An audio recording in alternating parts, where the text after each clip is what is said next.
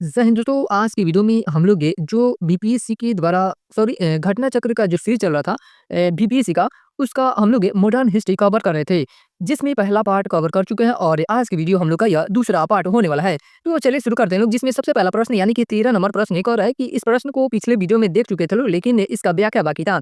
तो यहीं से स्टार्ट करते हैं। 13वां प्रश्न कर रहा है कि मानव बलि प्रथा का निषेध करने के कारण अंग्रेजों के विरुद्ध विद्रोह करने वाली जनजाति का नाम क्या था? तो यह खोंड जनजातियों ने अंग्रेजों के विरुद्ध विद्रोह किया था। कौन सी जनजाति ने विद्रोह किया था? तो खोंड जनजाति ने। खोंड जनजाति के लोग तमिलनाडु से लेकर बंगाल और मध्य भारत तक फैले विस्तृत पहाड़ी क्षेत्रों में रहते थे। और ये पहाड़ी क्षेत्र होने के कारण वे वस्तुतः स्वतंत्र थे। इन्होंने 1846 से लेकर 1855 ईस्वी इस अवधि के पूर्व और उपरांत भी यह आंदोलन चलता रहा। यह काल मुख्य रूप से चक्र बिसोई के नेतृत्व वाला है, ताकि अंग्रेजों के विरुद्ध विद्रोह किया। इस आंदोलन का नेतृत्व युवा राजा के नाम पर चक्र बिसोई ने किया। विद्रोह का मुख्य कारण है ब्रिटिश से सरकार द्वारा मानव बलि यानी कि मरीहा को प्रतिबंध करने के प्रयास से और अंग्रेजों द्वारा नए करों का करारोपण और अनेक क्षेत्रों में जमींदारों तथा साहूकारों के प्रवेश से संबंधित थे, जिनके कारण आदिवासियों को अनेक कष्टों का सामना करना पड़ा। अंग्रेजों ने मरिया एजेंसी गठित की, जिसके विरुद्ध खोंडों ने विद्रोह किया। ये भी लाइन इंपॉर्टेंट है कि यहाँ से भी क्वेश्चन बन सकता है कि मरिया एजेंसी से यानी कि जो मरिया एजेंसी है उसका संबंध किससे हो जाएगा? तो खोंडे विद्रोह से इसका संबंध हो जाएगा। मरिया एजेंसी का संबंध किससे हो जाएगा? तो खोंडे विद्रोह से। नेक्स्ट है अगला प्रश्न है कि 19वीं सदी के अंत में वर्तमान मेघालय के गारो हिल्स क्षेत्र में ब्रिटिश अधिकारियों के खिलाफ आदिवासी विद्रोह में कौन सा आदिवासी नेता शामिल था? यहाँ पे नेता के नाम पूछ रहा है। तो जो 19वीं सदी के अंत में यानी कि मेघालय के गारो हिल्स क्षेत्र में विद्रोह किए थे, उस विद्रोह के नेता की यानी कि प्रमुख नेता की बात की जाए तो तोगन संगमा थे। कौन थे? तोगन संगमा प्रमुख नेता थे। तो इसका उत्तर क्या हो जाएगा? उपरोक्त में से कोई नहीं, यानी कि इस चारों ऑप्शनों में कोई नहीं होगा इसका उत्तर। ताप पातोगन संगमा या तोंगन नेंग मिनाज संगमा एक गारो आदिवासी नेता थे, जिन्होंने 19वीं सदी के अंत में वर्तमान मेघालय के गारो हिल्स यानी कि गारो पहाड़िया में ब्रिटिश अधिकारियों के खिलाफ विद्रोह किया। वह दिसंबर 1872 में बेजोड़ वीरता और साहस के साथ लड़ते हुए शहीद हुए। नेक्स्ट है अगला प्रश्न है कि किसने किसने कर की नई व्यवस्था के विरुद्ध शोषणकारी शक्तियों का विरोध किया? तो 1855 से 56 ईस्वी में बिहार के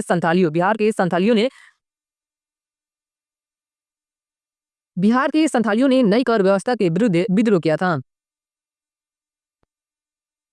बिहार की संथालियों ने 1855 से 56 में ब्रिटिशों द्वारा लगाए गए कर की नई व्यवस्था के विरुद्ध शोषणकारी शक्तियों का विरोध किया। संथाल विद्रोह का मुख्य कारण मुख्यतः भारी कर, महाजनी शोषण, जमींदारी दखल और औपनिवेशिक प्रशासन राजस्व तंत्र था। यह विद्रोह औपनिवेशिक शोषण और उत्पीड़न के खिलाफ हाशिए पर रहने वाले समुदायों के संघर्ष का प्रतिनिधित्व करता है। नेक्स्ट है अगला प्रश्न है कि 1831 में बुद्धो भगत के नेतृत्व में कोल विद्रोह किस क्षेत्र में हुआ? तो जो यह कोल विद्रोह हुआ था बुद्धो भगत के नेतृत्व में, तो यह सिंहभूम में झारखंड में हुआ था। कहाँ पे हुआ था? सिंहभूम में झारखंड में हुआ था। 1831 ईस्वी में बुद्धो भगत के नेतृत्व में कोल विद्रोह छोटा नागपुर क्षेत्र के सिंहभूम में, पलामू, हजारीबाग तथा मानभूम क्षेत्रों में हुआ था। यहाँ से भी कई बार क्वेश्चन बना है कि कोल विद्रोह कब हुआ था? तो जो यह विद्रोह था यह 1831 ईस्वी में हुआ था। और किसके नेतृत्व में यह विद्रोह किया गया था? तो बुद्धो भगत के नेतृत्व में। इस विद्रोह का स्वरूप है आर्थिक व राजनीतिक था। इस विद्रोह के पनपने का सर्वप्रमुख कारण इन क्षेत्रों में जमींदारों द्वारा भूमि कर को अत्यधिक बढ़ाया जाना था। 1832 ईस्वी में बुद्धो भगत की मृत्यु के उपरांत इस विद्रोह का संचालन गंगा नारायण के द्वारा 1832 से 1833 से तक किया गया। यानी कि जब बुद्धो भगत की मृत्यु हो गई थी, इस विद्रोह का नेतृत्व किसने किया था? तो गंगा नारायण के द्वारा इस विद्रोह का नेतृत्व किया गया। नेक्स्ट है कि हज विद्रोह हुआ था। तो यह जो हज विद्रोह था यह 1820 से लेकर 1821 ईस्वी के दौरान हज विद्रोह हुआ था। हज या हो विद्रोह, जो हज विद्रोह है इसे हो विद्रोह के नाम से भी जाना जाता है। तो हो विद्रोह 1820-21 ईस्वी में हुआ था, जिसका केंद्र वर्तमान झारखंड राज्य का पश्चिमी सिंहभूमि जिला था। यानी कि ये जो हो विद्रोह था यह विद्रोह भी सिंहभूम में हुआ था। नेक्स्ट है ताना भगत आंदोलन संबंधित है। तो जो ताना भगत आंदोलन है इसका संबंध आदिवासी आंदोलन से हो जाएगा। इसका संबंध किससे हो जाएगा? आदिवासी आंदोलन से इसका संबंध था। ताना भगत आंदोलन एक आदिवासी आंदोलन था। यह किस प्रकार का आंदोलन था? तो यह एक आदिवासी आंदोलन था। यह आंदोलन छोटा नागपुर क्षेत्र वर्तमान में झारखंड राज्य में स्थित है। जो यह छोटा नागपुर क्षेत्र वर्तमान में कहाँ पे है? तो यह झारखंड में है। झारखंड में वर्ष 1914 में प्रारंभ हुआ। ताना भगत आंदोलन कब प्रारंभ हुआ था? तो 1914 में। इस आंदोलन का नेतृत्व जतरा भगत तथा तूरिया भगत ने किया। ये भी लाइन बहुत इंपॉर्टेंट है कि ताना भगत आंदोलन का नेतृत्व किसके द्वारा किया गया था? तो जतरा भगत तथा तूरिया भगत ने इस आंदोलन का नेतृत्व किया था। इस आंदोलन को उराव ताना भगत आंदोलन के नाम से भी जाना जाता है। किस आंदोलन को उराव ताना भगत आंदोलन के नाम से भी जाना जाता है? तो ताना भगत आंदोलन को।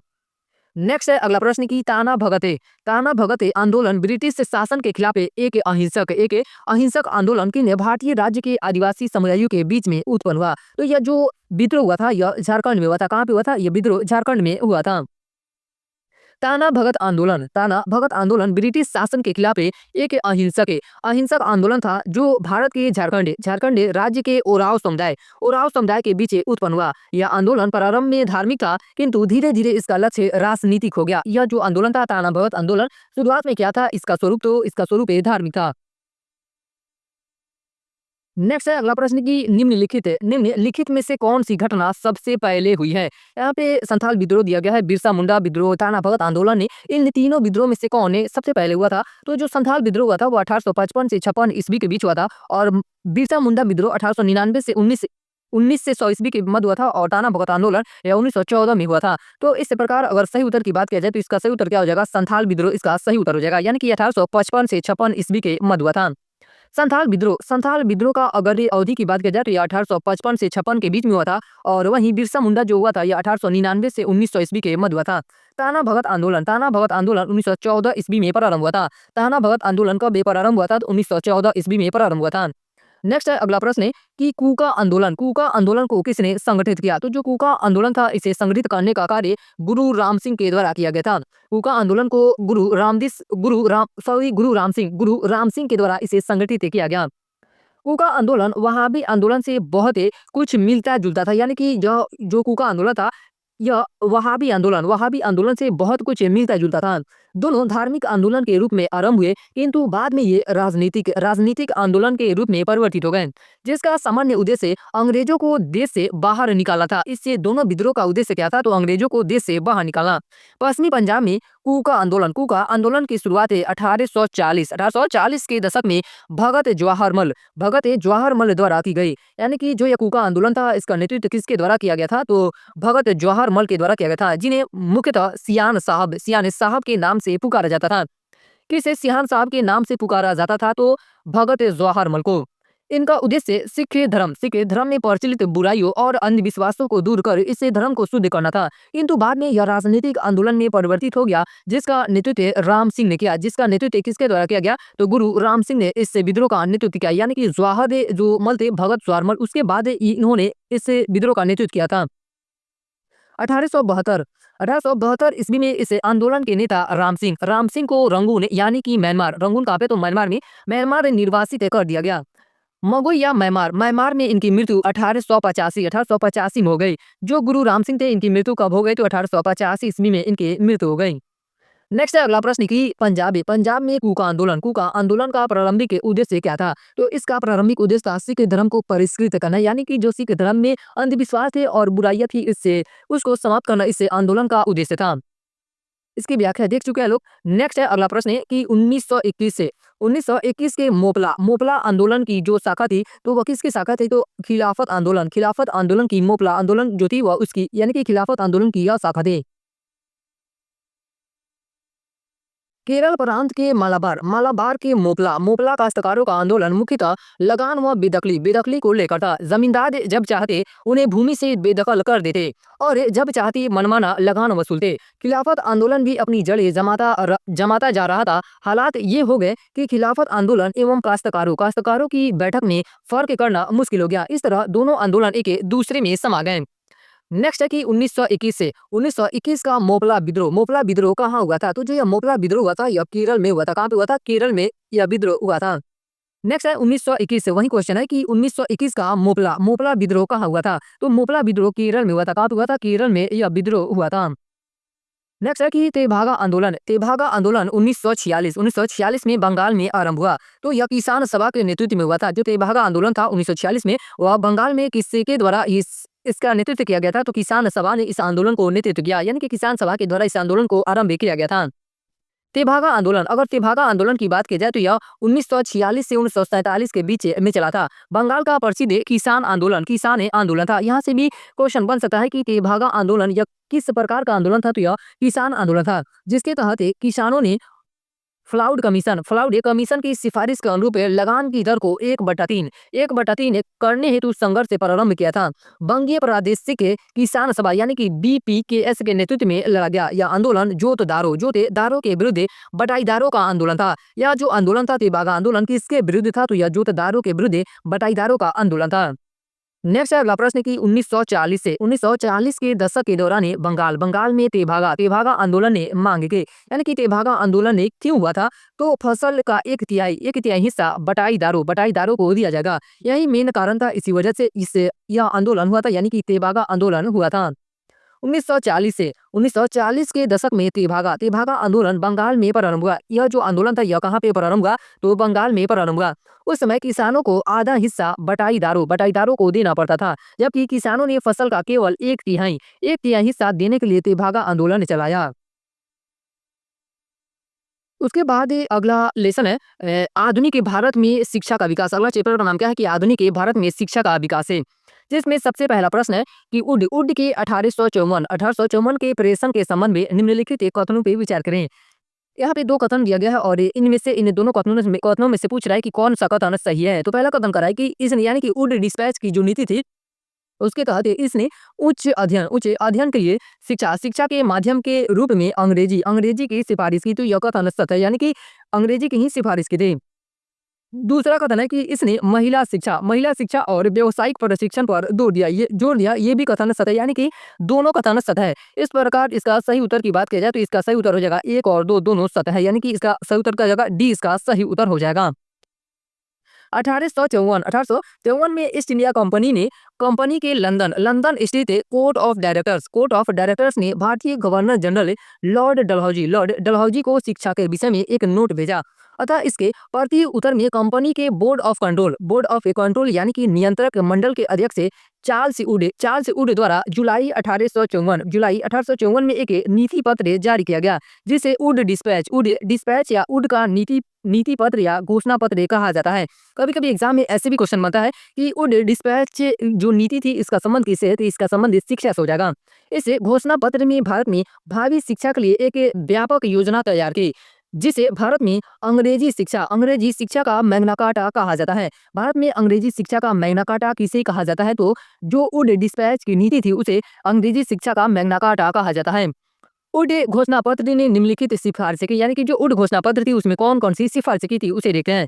जिसमें सबसे पहला सिफारिश है उच्च शिक्षा का अंग्रेजी भाषा के माध्यम से दिए जाने पर बल दिया गया, यानी कि उच्च शिक्षा को अंग्रेजी भाषा के माध्यम से दिया जाएगा, परंतु साथ ही देसी भाषा के विकास को भी महत्व दिया गया।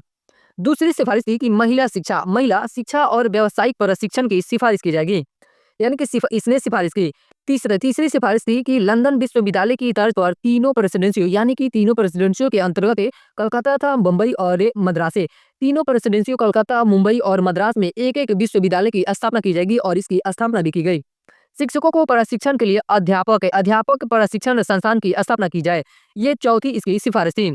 तो अगर उत्तर की बात की जाए तो इसका उत्तर क्या हो जाएगा। अभिष्ट उत्तर इसका डी सही उत्तर होगा।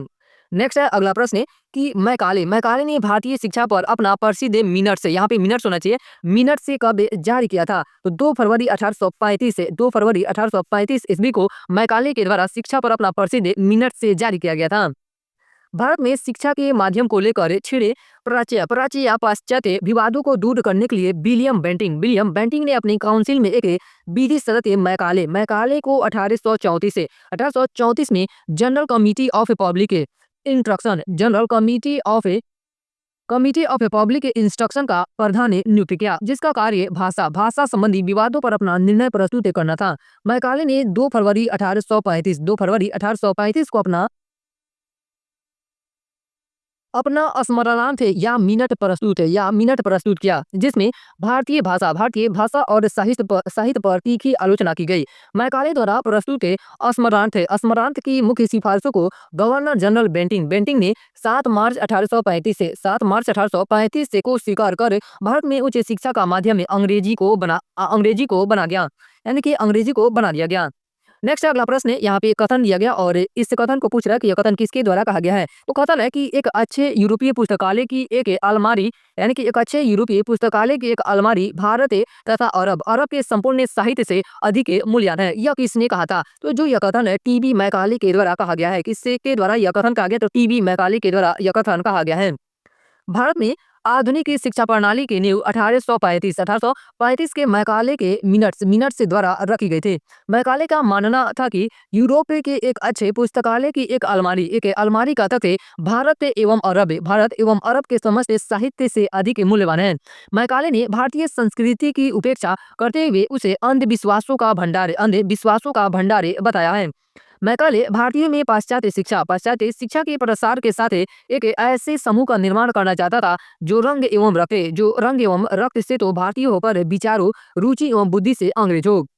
नेक्स्ट है अगला प्रश्न है कि भारत में आधुनिक शिक्षा प्रणाली की नींव डैश से द्वारा रखी गई थी। तो 1835 के मैकाले का जो मिनट से नीति आई थी, उसके द्वारा भारत में आधुनिक शिक्षा प्रणाली की नींव रखी गई थी। नेक्स्ट है कि 1854 का उड डिस्पैच किससे संबंधित था? तो इसका संबंध की बात की जाए तो इसमें आधुनिक शिक्षा की बात की गई थी, भारत में विश्वविद्यालय की स्थापना की बात की गई थी। तो इसका उत्तर क्या हो जाएगा? उपरोक्त में से एक से अधिक इसका सही उत्तर हो जाएगा। इसका उत्तर क्या हो जाएगा? उपरोक्त में से एक से अधिक इसका सही उत्तर हो जाएगा। 1854 के उड डिस्पैच को भारतीय शिक्षा का मैग्ना कार्टा कहा जाता है। इसमें आधुनिक शिक्षा पर बल दिया गया था। इसमें लंदन विश्वविद्यालय की तर्ज पर तीनों प्रेसिडेंसियों शहरों बम्बई, कलकत्ता और मद्रास में विश्वविद्यालय स्थापित करने का प्रावधान था। प्रत्येक प्रांत में लोक शिक्षा विभाग की स्थापना की सिफारिश का निर्देश था। अतः विकल्प डी सत्य है। नेक्स्ट है अगला प्रश्न कि बनारस हिंदू विश्वविद्यालय की स्थापना किस वर्ष हुई थी? तो बनारस हिंदू विश्वविद्यालय की स्थापना 1916 में हुई थी। कब हुई थी? 1916 ईस्वी में हुई थी। बनारस हिंदू विश्वविद्यालय की स्थापना वर्ष 1916 में पंडित मदन मोहन मालवीय ने की थी। किसके द्वारा की गई थी इसकी स्थापना? तो पंडित मदन मोहन मालवीय ने की थी। इसकी स्थापना संसदीय विधान BHU अधिनियम 1915 के अंतर्गत की गई थी।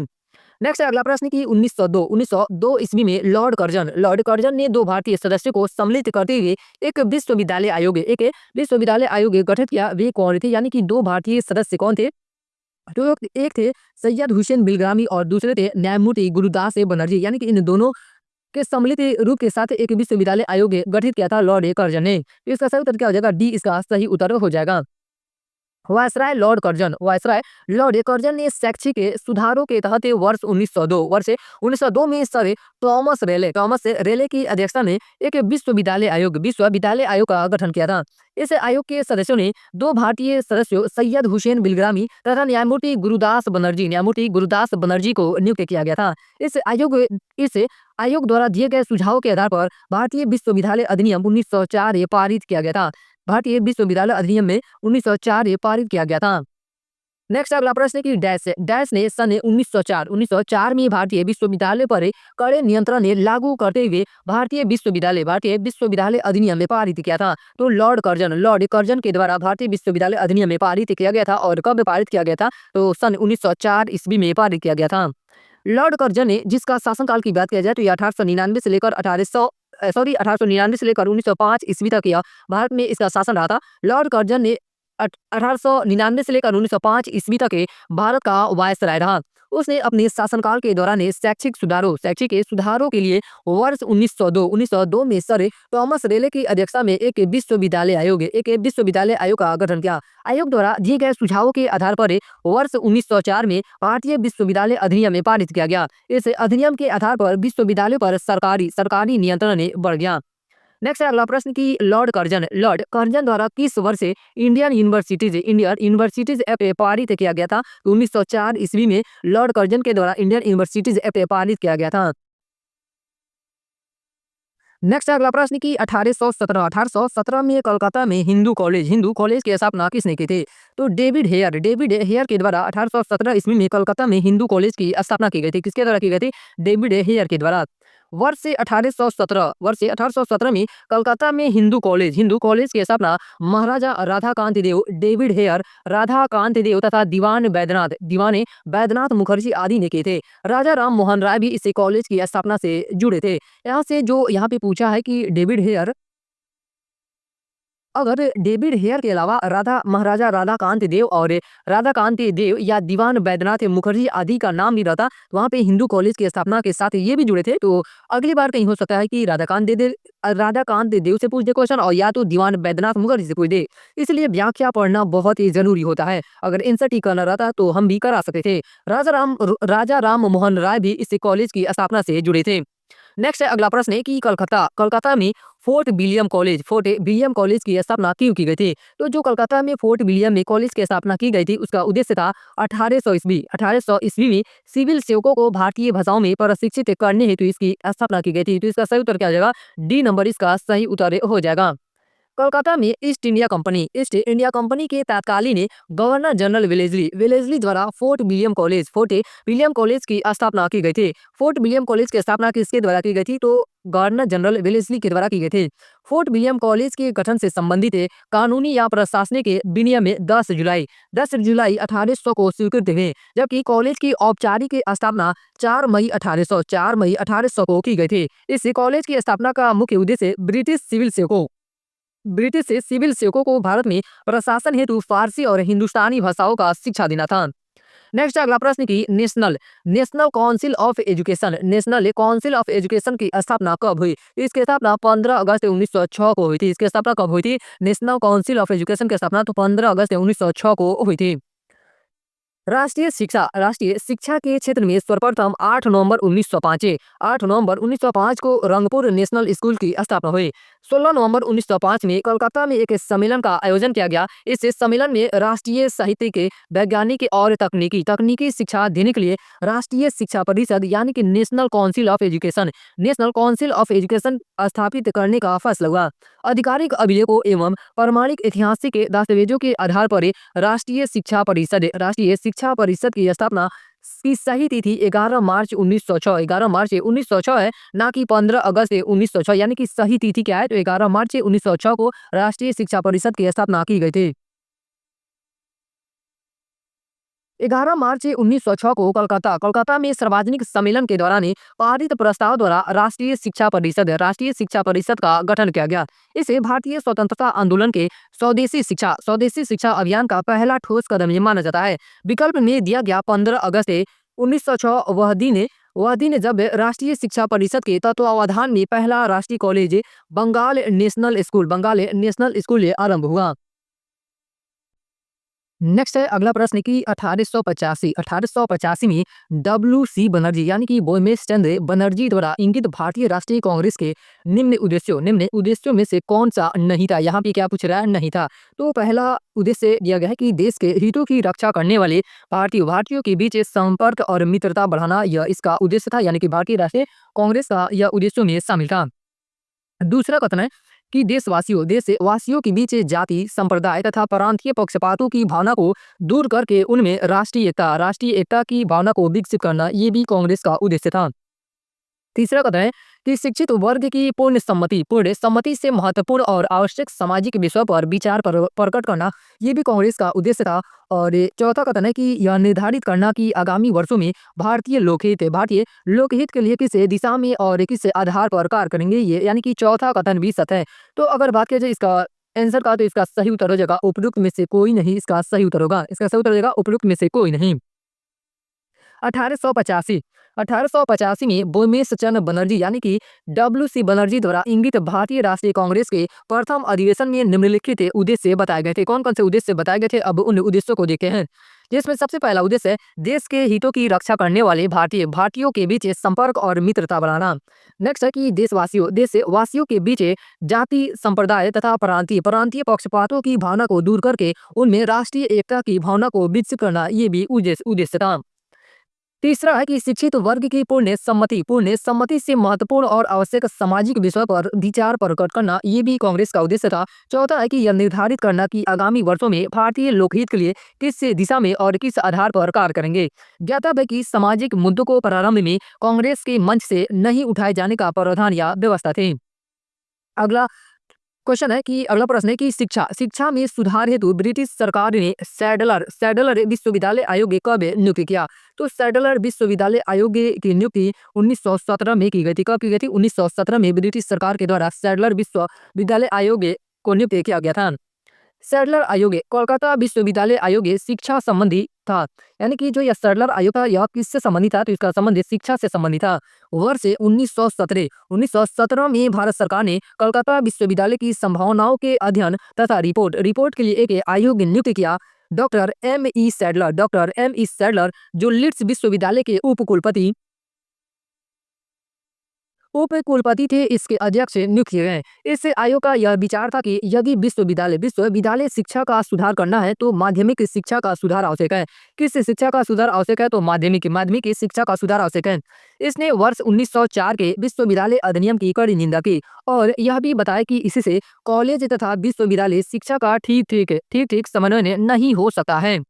नेक्स्ट अगला प्रश्न है कि किसके द्वारा कोलकाता में एशियाटिक सोसाइटी की स्थापना की गई थी? तो सर विलियम्स जोन्स के द्वारा कोलकाता में एशियाटिक सोसाइटी की स्थापना की गई थी। कोलकाता में एशियाटिक सोसाइटी की स्थापना 1784 ईस्वी में सर विलियम्स जोन्स द्वारा की गई थी। किसके द्वारा की गई थी? सर विलियम जोन्स द्वारा की गई थी। इस संस्था के तहत अनेक महत्वपूर्ण भारतीय ग्रंथों का अंग्रेजी में अनुवाद किया। यानी कि जो एशियाटिक सोसाइटी थी, इसका उद्देश्य क्या था? तो इस संस्था के अंतर्गत यानी कि इस संस्था के तहत अनेक महत्वपूर्ण जो भारतीय ग्रंथ है उनका अंग्रेजी में अनुवाद किया गया।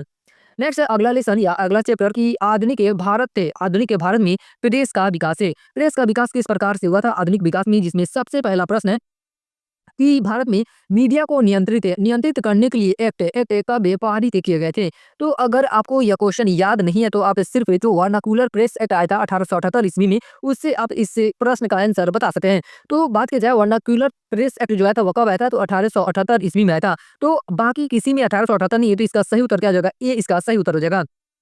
यानी कि मीडिया को नियंत्रित करने के लिए 1835 का एक्ट आया था, 1867 का एक्ट आया था, 1878 का और 1908 का एक्ट मीडिया को नियंत्रित करने के लिए लाया गया था।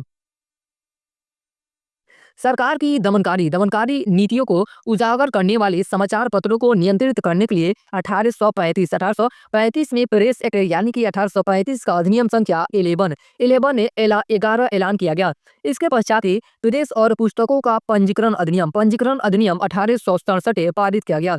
वायसराय लॉर्ड लीटन ने 1878 में वर्नाक्यूलर प्रेस एक्ट पारित किया। जो वर्नाक्यूलर प्रेस एक्ट आया था वह किसके द्वारा पारित किया गया था? तो वायसराय लॉर्ड लीटन के द्वारा पारित किया गया था। और कब भी पारित किया गया था? तो 1878 ईस्वी में पारित किया गया था। जिसके तहत बिना सरकार की इजाजत के कोई पत्र नहीं निकाला जा सकता जिसमें अंग्रेजी सरकार की आलोचना हो। इसके अतिरिक्त प्रेस पर नियंत्रण का एक्ट लॉर्ड मिंटो ने वर्ष 1908 में पारित किया, जिसके तहत ऐसे किसी भी प्रकाशन को जब्त करने का अधिकार सरकार को होगा जिसमें सरकार के खिलाफ जन भावना को भड़काने का आरोप हो। नेक्स्ट है अगला प्रश्न है कि 1878 का वर्नाक्यूलर प्रेस एक्ट किसने रद्द कर दिया था? तो लॉर्ड रिपन के द्वारा वर्नाक्यूलर प्रेस एक्ट को रद्द किया गया था। लॉर्ड रिपन ने 1882 ईस्वी में वर्नाक्यूलर प्रेस एक्ट को रद्द कर दिया। जो वर्नाक्यूलर प्रेस एक्ट आया था उसे कब रद्द किया गया था? तो 1882 ईस्वी में लॉर्ड रिपन के द्वारा रद्द कर दिया गया और भारतीय भाषाओं के समाचार पत्रों को अंग्रेजी भाषा के समाचार पत्रों के समान ही स्वतंत्रता दे दी। ज्ञातव्य है कि वर्नाक्यूलर प्रेस एक्ट 1878 में लॉर्ड लीटन के कार्यकाल यानी कि इसका कार्यकाल 1876 से लेकर 1880 तक रहा था, पारित हुआ। वर्नाक्यूलर प्रेस एक्ट कब पारित हुआ था? तो 1878 ईस्वी में। और किसके कार्यकाल में? तो लॉर्ड लीटन के कार्यकाल में। इस अधिनियम को मुंह बंद करने वाला अधिनियम कहा गया। इस अधिनियम को तो वर्नाक्यूलर प्रेस एक्ट को मुंह बंद करने वाला अधिनियम ही कहा गया। इस अधिनियम का सबसे घिनौना पक्ष यह था कि इसके अनुसार देसी भाषा तथा अंग्रेजी भाषा के समाचार पत्रों में भेदभाव किया गया था और इसमें अपराधी को अपील करने का अधिकार नहीं था। इस एक्ट द्वारा किसी जिले का कोई मजिस्ट्रेट या किसी नगर के प्रेसिडेंसी नगर के पुलिस आयुक्त जिसकी स्थानीय अधिकार सीमा के अंतर्गत कोई समाचार मुद्रित तथा प्रकाशित किया जाता है, यह अधिकार था कि वह किसी भी भारतीय भाषा के समाचार पत्र से बंद पत्र यानी कि बॉन्ड पर हस्ताक्षर करवा ले कि वह कोई भी ऐसी सामग्री नहीं छापेगा जो सरकार विरोधी हो। कानून का विरोध करने वाले मुद्रजालियों की जमानत को रद्द कर सकता था। इस अधिनियम के अधीन सोम प्रकाश से, भारत मिहिर, ढाका प्रकाश से, सहचर तथा अनेक अन्य समाचार पत्रों के विरुद्ध मामले दर्ज किए गए। यहाँ से भी कई बार क्वेश्चन बनता है कि वर्नाक्यूलर प्रेस एक्ट के तहत भारतीय समाचार ऐसे कौन से समाचार पत्र थे जिन पे मामला दर्ज किया गया था। तो सोम प्रकाश था, भारत मिहिर था, ढाका प्रकाश था और सहचर, इन सारे पत्रिकाओं पे या समाचार पत्रों पे वर्नाक्यूलर प्रेस एक्ट के तहत मामला दर्ज किया गया था। नेक्स्ट अगला प्रश्न है कि वर्नाक्यूलर प्रेस एक्ट के बारे में निम्नलिखित में से कौन सा कथन सही है। यहाँ पे कथन सही की बात कर रहा है, जिसमें सबसे पहला कथन है कि इसे लॉर्ड लीटन द्वारा अधिनियमित किया गया था। तो यह बिल्कुल कथन सत्य है। जो वर्नाक्यूलर प्रेस एक्ट था वह लॉर्ड लीटन के द्वारा ही लाया गया था। दूसरा कथन है कि इसे गैंगिंग अधिनियम के रूप में जाने लगा। ये भी कथन बिल्कुल सत्य है। वर्नाक्यूलर प्रेस एक्ट को गैंगिंग अधिनियम के रूप में भी जाना जाता है। तीसरा कथन है कि इस अधिनियम को लॉर्ड रिपन ने निरस्त कर दिया था। ये भी कथन बिल्कुल सत्य है। वर्नाक्यूलर प्रेस एक्ट अधिनियम को लॉर्ड रिपन के काल में या लॉर्ड रिपन के द्वारा निरस्त कर दिया गया था। तो इसके सही उत्तर की बात की जाए तो इसका सही उत्तर हो जाएगा आपका 1, 2, 3 यानी कि तीनों कथन सत्य है। लॉर्ड लीटन ने वर्ष 1878 का वर्नाक्यूलर प्रेस एक्ट अधिनियम में लागू किया, जिसने सरकार को तथाकथित सरकार विरोधी सामग्री प्रकाशित करने वाले समाचार पत्रों को जब्त करने की शक्ति थी। ध्यातव्य है कि अंग्रेजी भाषा के समाचार पत्र को इस अधिनियम से छूट दी गई थी और अधिनियम के प्रावधानों के अनुसार उन्हें विनियमित नहीं किया गया था। वर्नाक्यूलर प्रेस एक्ट के अनुसार या वर्नाक्यूलर प्रेस एक्ट अधिनियम के अनुसार किसी भी मजिस्ट्रेट या पुलिस आयुक्त के पास यह अधिकार था कि वह समाचार पत्र के किसी भी प्रिंटर या प्रकाशक को एक निश्चित प्रकार की सामग्री न छापने का आदेश दे सकता था और आपत्तिजनक समझी जाने वाली किसी भी मुद्रित सामग्री को जब्त कर सकता था। इस अधिनियम को गैंगिंग एक्ट उपनाम दिया गया। जो वर्नाक्यूलर प्रेस एक्ट था इसे गैंगिंग एक्ट का उपनाम भी दिया गया। इस अधिनियम की सबसे निकृष्टतम विशेषता थी कि अंग्रेजी और स्थानीय प्रेस के बीच भेदभाव और दूसरी विशेषता थी अपील का कोई अधिकार नहीं था। इस एक्ट में अपील का कोई अधिकार नहीं था और अंग्रेजी और स्थानीय प्रेस के बीच में इस भेदभाव करते थे। बीपीए यानी कि वर्नाक्यूलर प्रेस एक्ट के तहत सोम प्रकाश से, भारत मिहिर, ढाका प्रकाश और अन्य समाचार पत्रों के खिलाफ एक कार्रवाई शुरू की गई थी। विदित हो कि इस कानून को 1882 ईस्वी में वायसराय के रूप में लीटन के उत्तराधिकारी लॉर्ड रिपन ने इसका शासित यानी कि इसका काल 1880 से लेकर 1884 ईस्वी तक द्वारा निरस्त कर दिया गया था। वर्नाक्यूलर प्रेस एक्ट को लॉर्ड रिपन के द्वारा निरस्त कर दिया गया। नेक्स्ट है अगला प्रश्न। वही प्रश्न पूछ रहा है कि वर्नाक्यूलर प्रेस एक्ट ने भारतीय भाषाई समाचार पत्रों की स्वतंत्रता पर गंभीर प्रतिबंध लगा दिए। यह किस वर्ष से पारित किया गया था? तो जो वर्नाक्यूलर प्रेस एक्ट था इसे 1878 ईस्वी में पारित किया गया था। कब पारित किया गया था? 1878 ईस्वी में इसे पारित किया गया था। वर्नाक्यूलर प्रेस एक्ट 1878 ईस्वी में लॉर्ड लीटन द्वारा पारित किया गया था। किसके द्वारा पारित किया गया था? तो लॉर्ड लीटन के द्वारा इसे पारित किया गया था। इस कानून के अनुसार एक स्थानीय भाषा के समाचार पत्र के संपादक को प्रकाशन से पहले पुलिस द्वारा सामग्री या समाचार पत्र की समीक्षा करवानी होती थी। नेक्स्ट है अगला प्रश्न कि निम्न अखबारों में से कौन सा मुख्यतः उदारवादियों की नीतियों का प्रचार था? तो जो यह लीडर समाचार पत्र था यह उदारवादियों की नीतियों का प्रचार था। फ्री प्रेस जनरल 1928 ईस्वी में एस एस सदानंद द्वारा स्थापित एक दैनिक अंग्रेजी समाचार पत्र है जिसका प्रकाशन मुंबई से किया गया। इसका प्रकाशन कहाँ से किया गया? फ्री प्रेस जनरल का तो मुंबई से किया गया था। यंग इंडिया एक साप्ताहिक पत्रिका थी। जो यह यंग इंडिया थी यह किस प्रकार की पत्रिका थी? तो साप्ताहिक पत्रिका थी जिसे महात्मा गांधी प्रकाशित करते थे, यानी कि महात्मा गांधी द्वारा यंग इंडिया को प्रकाशित किया जाता था। मदन मोहन मालवीय जी के प्रयासों से अंग्रेजी दैनिक समाचार पत्र द लीडर की स्थापना हुई। वह उदारवादी दल के नेता थे। इसके माध्यम से उदारवादी उदारवादी अपनी नीतियों का प्रचार करते थे। नेक्स्ट है अगला प्रश्न कि निम्न में से कौन सा एक राष्ट्रवादी राष्ट्रवादी समाचार पत्र नहीं था? तो द टाइम्स ऑफ इंडिया जो समाचार पत्र था यह राष्ट्रवादी स्वरूप का नहीं था। The times of India British सरकार का समर्थक था, ना कि राष्ट्रवादी। द हिंदू बंगाली और मराठा यानी कि महर्ता, मराठा को महर्ता के नाम से भी जाना जाता है। द हिंदू, द बंगाली और मराठा प्रमुख राष्ट्रवादी समाचार पत्र थे। नेक्स्ट अगला प्रश्न है कि एशियाटिक सोसाइटी ऑफ बंगाल की स्थापना किसके द्वारा की गई थी? तो इसकी स्थापना सर विलियम जोन्स के द्वारा की गई थी। एशियाटिक सोसाइटी ऑफ बंगाल की स्थापना किसके द्वारा की गई थी? तो सर विलियम जोन्स के द्वारा इसकी स्थापना की गई थी।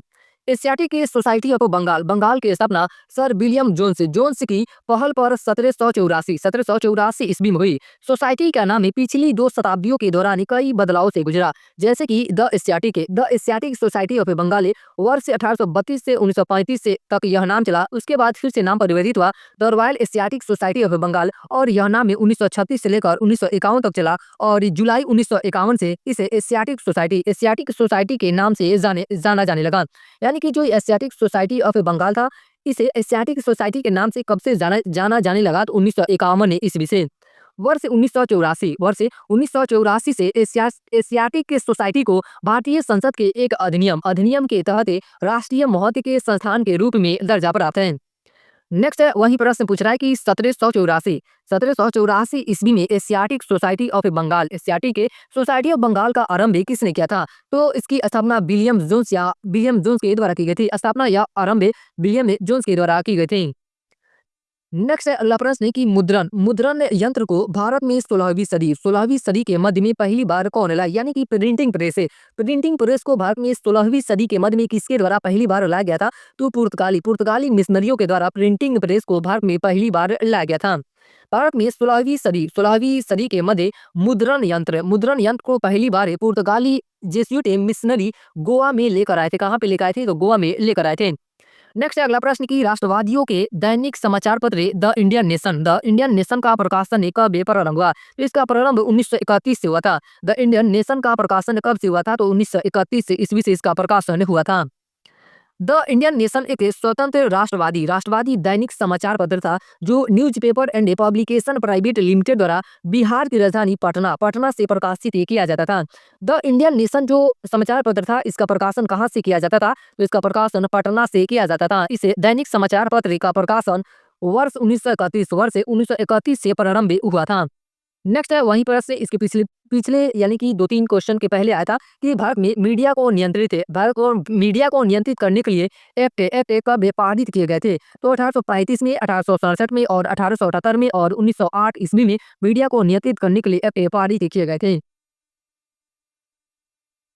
1835 का प्रेस अधिनियम को मेटकॉफ अधिनियम के नाम से भी जाना जाता है। यहाँ से एक और नई जानकारी मिली है कि जो 1835 का प्रेस अधिनियम था, इसे और अन्य किस नाम से जाना जाता है? तो मेटकॉफ अधिनियम के नाम से भी जाना जाता है। यह एक महत्वपूर्ण अधिनियम था, जिसने भारतीय प्रेस पर लगे पूर्व के प्रतिबंधों को हटा दिया। प्रेस और पुस्तकों का पंजीकरण अधिनियम 1867 ईस्वी में पारित किया गया।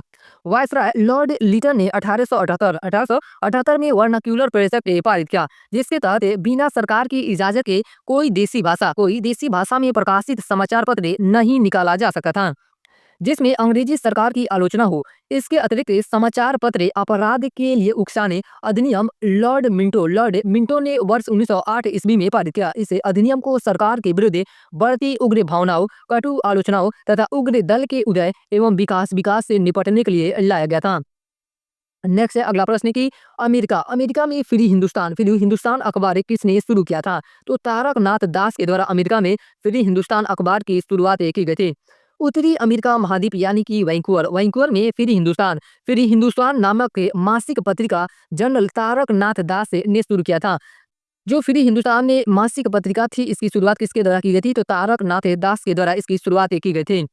नेक्स्ट है अगला प्रश्न है कि किस अखबार ने भारतीय राष्ट्रीय कांग्रेस की संभावित भविष्य की भूमिका के बारे में निम्नलिखित लिखा, यानी कि किस अखबार का यह कथन है कि हमारे देश की भावी संसद का केंद्र है डैश है और यह हमारे देशवासियों के लिए अकल्पनीय अकल्पनीय परिमाण की भलाई की ओर ले जाएगा। तो यह द इंडियन मिरर के द्वारा कहा गया है। किसके द्वारा यह कथन कहा गया है कि हमारे देश की भावी संसद का केंद्र है और यह हमारे देशवासियों के लिए अकल्पनीय परिमाण की भलाई की ओर ले जाएगा। यह कथन जो है यह द इंडियन मिरर के द्वारा कहा गया है। भारतीय राष्ट्रीय कांग्रेस से के संभावित भविष्य की भूमिका के बारे में उपयुक्त लेख द इंडियन मिरर अखबार ने अपने जनवरी 1886 के अंक में लिखा था। नेक्स्ट है अगला प्रश्न कि नीचे दिए गए विकल्पों में से राष्ट्रवादी समाचार पत्रों द हिंदू, यानी कि कौन सा है, तो द हिंदू है, केसरी, बंगाली, हिंदुस्तानी सुधारक के संपादकों के नामों का सही संयोजन ज्ञात कीजिए। यानी कि ये जितने सारे समाचार पत्र हैं इसके संपादक कौन थे, इसे देखते हैं। तो इसका सही उत्तर हो जाएगा जी सुब्रमण्यम अय्यर, बाल गंगाधर तिलक, सुरेंद्र नाथ बनर्जी, गंगा प्रसाद वर्मा, गोपाल कृष्ण गोखले। यानी कि द हिंदू समाचार पत्र के संपादक कौन थे, जी सुब्रमण्यम अय्यर, केसरी के संपादक कौन थे, बाल गंगाधर तिलक और द बंगाली के संपादक के सुरेंद्र नाथ बनर्जी थे। यहाँ पे देखते हैं लोग, एक तरफ समाचार पत्र दिए गए हैं और दूसरी तरफ उस समाचार पत्र के संपादक दिए गए हैं। तो द हिंदू के संपादक कौन थे, जी सुब्रमण्यम अय्यर। केसरी के संपादक बाल गंगाधर तिलक थे।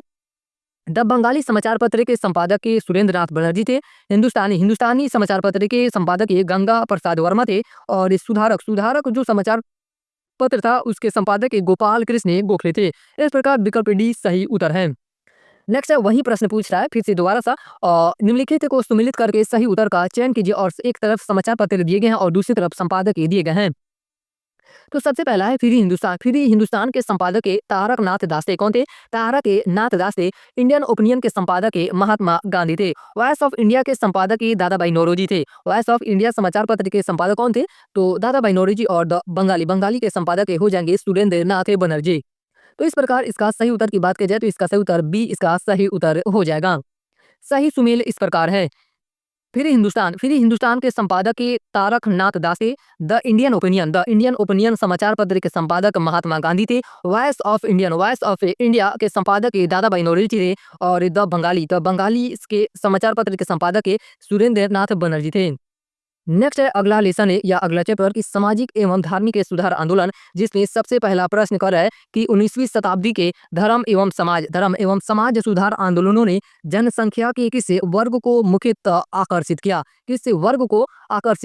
तो इसमें कौन कौन से शामिल है, तो बुद्धिजीवी शामिल है, उसके बाद ये नगरीय उच्च जातीय शामिल है, बाकी ये तीसरा नहीं शामिल है, यानी कि निर्धन सर्वधाना वर्ग शामिल नहीं है, उदार रजवाड़े शामिल है। यानी कि 19वीं शताब्दी के धर्म एवं समाज सुधार आंदोलनों ने जनसंख्या के बुद्धिजीवी, नगरीय उच्च जातीय, उदार रजवाड़े वर्ग को मुख्यतः आकर्षित किया। इसका सही उत्तर क्या हो जाएगा, डी नंबर इसका सही उत्तर हो जाएगा, यानी कि 1, 2, 4 इसका सही उत्तर हो जाएगा। 19वीं शताब्दी के धार्मिक एवं सामाजिक सुधार आंदोलनों का भारत के आधुनिक इतिहास में विशेष स्थान है। इन आंदोलनों ने बुद्धिजीवियों और मध्यम वर्ग को सर्वाधिक प्रभावित किया। निर्धन सर्वसाधारण वर्ग इन आंदोलनों से लगभग अप्रभावित ही रहा। बुद्धिजीवी, नगरीय उच्च जातिया एवं उदार रजवाड़े इन आंदोलनों से प्रभावित थे। नेक्स्ट है अगला प्रश्न है कि फराजी कौन थे या फराजी कौन थे, तो ये हाजी सरवतुल्लाह के अनुयायी थे। फराजी कौन थे, तो ये हाजी सरवतुल्लाह के अनुयायी थे। फराजी या फरेजी लोग बंगाल के फरीदपुर के हाजी सरीतुल्लाह द्वारा चलाए गए संप्रदाय के अनुयायी थे। ये लोग अनेक धार्मिक, सामाजिक तथा राजनीतिक आमूल परिवर्तनों का प्रतिपादन करते थे। सरीतुल्लाह के पुत्र दादू मियाँ ने बंगाल से अंग्रेजों को निकालने की योजना बनाई। 1818 से लेकर 1862 का समय फराजी आंदोलन का मुख्य चलन था, किंतु यह आंदोलन आगे भी जारी रहा, किंतु इसकी गति मंद पड़ गई। फराजी आंदोलन का नेतृत्व किसके द्वारा किया गया था, तो हाजी सरवतुल्लाह के द्वारा किया गया था। और जब हाजी सरवतुल्लाह की मृत्यु हो गई तो उसके बाद इस आंदोलन का नेतृत्व किसने किया था, तो दादू मियाँ कौन थे, तो हाजी सरवतुल्लाह के पुत्र थे। नेक्स्ट है अगला प्रश्न है कि फर्जी आंदोलन की शुरुआत किसने की थी। इसकी शुरुआत हाजी सरवतुल्लाह के द्वारा की गई थी। फर्जी आंदोलन की शुरुआत किसके द्वारा की गई थी, तो हाजी सरवतुल्लाह के द्वारा की गई थी। वही फिर से दोबारा प्रश्न पूछ रहा है कि फराजी आंदोलन के विरुद्ध में 1893 में ढाका में तायूनी आंदोलन किसने चलाया। कौन सा आंदोलन है, तो ढाका में तायूनी आंदोलन किसने चलाया था, तो जौनपुर के करामत अली के द्वारा फराजी आंदोलन के विरोध में 1893 ईस्वी में ढाका में तराइनी आंदोलन चलाया गया था। फराजी आंदोलन के विरोध में 1839 से 1839 ईस्वी में ढाका में तायूनी आंदोलन चलाया गया, जिसका नेतृत्व जौनपुर के करामत अली ने किया। फराजी आंदोलन की शुरुआत 1818 ईस्वी में हाजी सरतुल्ला ने किए थे। इस आंदोलन का प्रमुख क्षेत्र पूर्वी बंगाल था तथा इसका उद्देश्य क्षेत्र के मुसलमानों के बीच मौजूद सामाजिक नवाचारों या गैर इस्लामिक प्रथाओं का उन्मूलन करना था। नोट पॉइंट दिया गया कि तायूनी आंदोलन का प्रारंभ 1839 से 1839 ईस्वी में हुआ था, न कि 1893 ईस्वी में। आयोग ने इस प्रश्न को मूल्यांकन से बाहर कर दिया था, यानी कि इस प्रश्न को डिलीट कर दिया था कि यहाँ पे इस प्रश्न में गड़बड़ था। नेक्स्ट अगला प्रश्न की भारतीय पुनर्जागरण आंदोलन के पिता कौन थे? तो राजा राम मोहन राय को भारतीय पुनर्जागरण आंदोलन के पिता के रूप में जाना जाता है। राजा राम मोहन राय को भारतीय पुनर्जागरण का पिता, भारतीय राष्ट्रवाद का पैगंबर, अतीत और भविष्य के मध्य सेतु, भारतीय राष्ट्रवाद का जनक, आधुनिक भारत का पिता, नव भारत का पैगंबर, प्रथम आधुनिक पुरुष तथा युगदूत कहा गया है। ये जितने सारे इनकी उपाधि है, ये किसे कहा जाता है? तो राजा राम मोहन राय को यह उपाधि दी गई है या इनका उपनाम है। तो यह आप बहुत इंपॉर्टेंट है, आप याद रखें, क्योंकि यहाँ से भी कई बार प्रश्न बना है। जैसे भारतीय पुनर्जागरण का पिता पूछ दिया, कभी एग्जाम में युगदूत पूछ दे, कभी भारतीय राष्ट्रवाद का पैगंबर पूछ दे। नेक्स्ट प्रश्न है कि नव भारत का पैगंबर कौन कहलाता है? तो राजा राम मोहन राय को नव भारत का पैगंबर के रूप में जाना जाता है। नेक्स्ट है अगला प्रश्न की निम्नलिखित में से कौन आत्मीय सभा के संस्थापक थे? तो राजा राम मोहन राय ने आत्मीय सभा की स्थापना की थी। आत्मीय सभा की स्थापना किसके द्वारा की गई थी? तो राजा राम मोहन राय के द्वारा। हिंदू धर्म के एकेश्वरवादी मत का प्रचार करने के लिए 1815 ईस्वी में राजा राम मोहन राय ने अपने युवा समर्थकों के सहयोग से आत्मीय सभा की स्थापना की। उन्होंने मूर्ति पूजा की आलोचना की और सप्रमाण यह विचार व्यक्त किया कि हिंदुओं के सभी प्राचीन मौलिक धर्म ग्रंथों ने एक ब्रह्म का उपदेश दिया है। इसके समर्थन में उन्होंने वेदांत ग्रंथों, वेदांत सूत्र, वेदांत सार आदि का और 5 मुख्य उपनिषदों का बांग्ला भाषा में अनुवाद किया। नेक्स्ट है कि ब्रह्म समाज की स्थापना हुई थी, यानी कि यहाँ पे पूछ रहा है कि ब्रह्म समाज की स्थापना कब हुई थी? तो जो ब्रह्म समाज थी उसकी स्थापना 1828 ईस्वी में हुई थी, यानी कि चारों ऑप्शन में नहीं दिया गया है। इस प्रश्न को बीपीएससी के द्वारा डिलीट कर दिया गया था। और जो ब्रह्म समाज है उसकी स्थापना किसने की थी? तो राजा राम मोहन राय के द्वारा की गई थी। राजा राम मोहन राय ने 20 अगस्त 1828 को ब्रह्म सभा या ब्रह्म समाज या नाम से एक नए समाज की स्थापना की, जिसे आगे चलकर ब्रह्म समाज के नाम से जाना गया।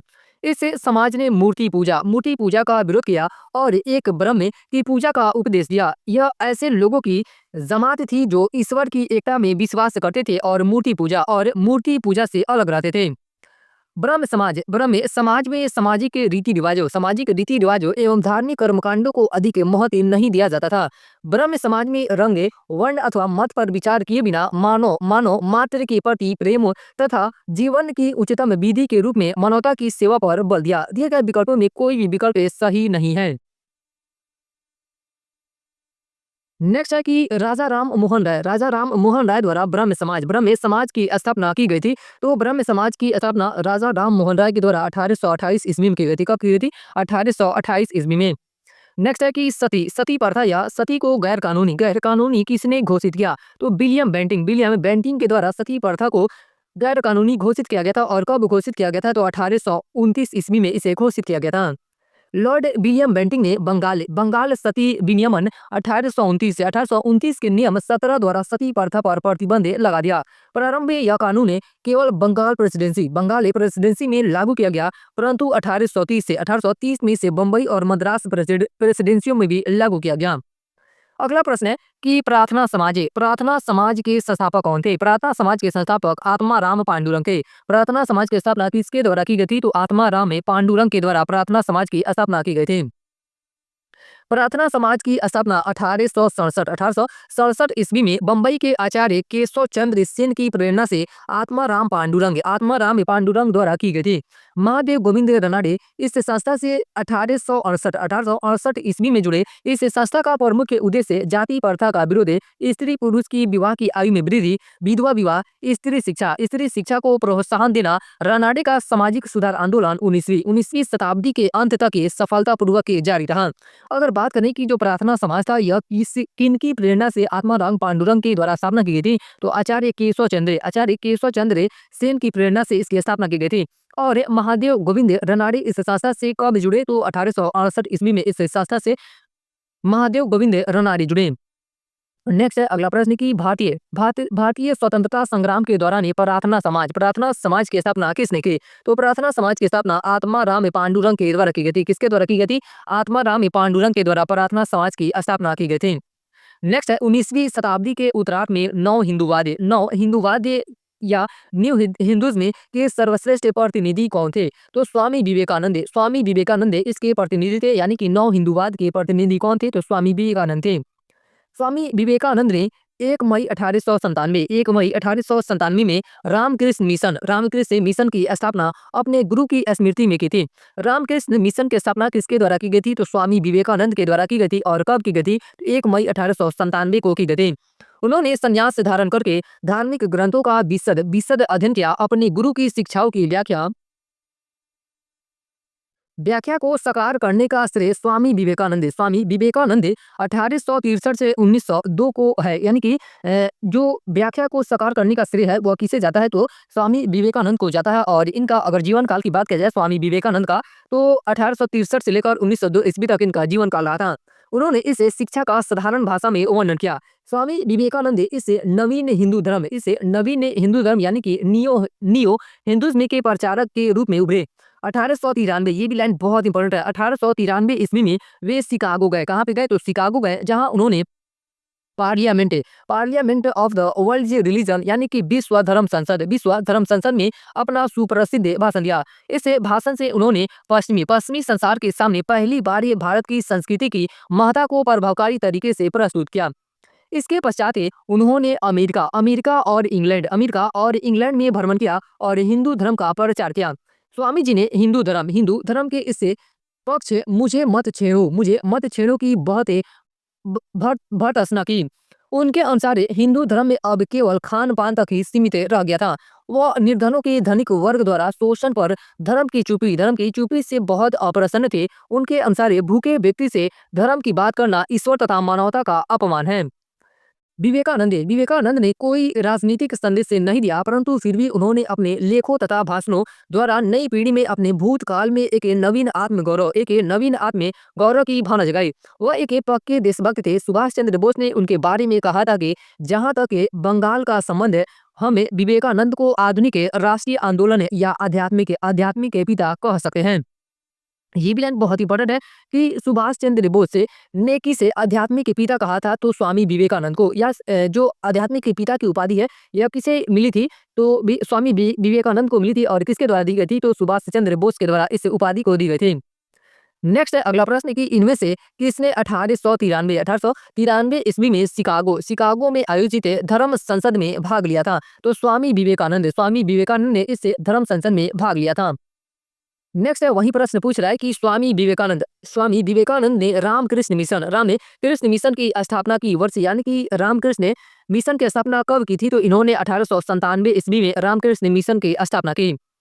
नेक्स्ट है कि राष्ट्रवाद की आध्यात्मिक दिशा किसके द्वारा लोकप्रिय बनाई।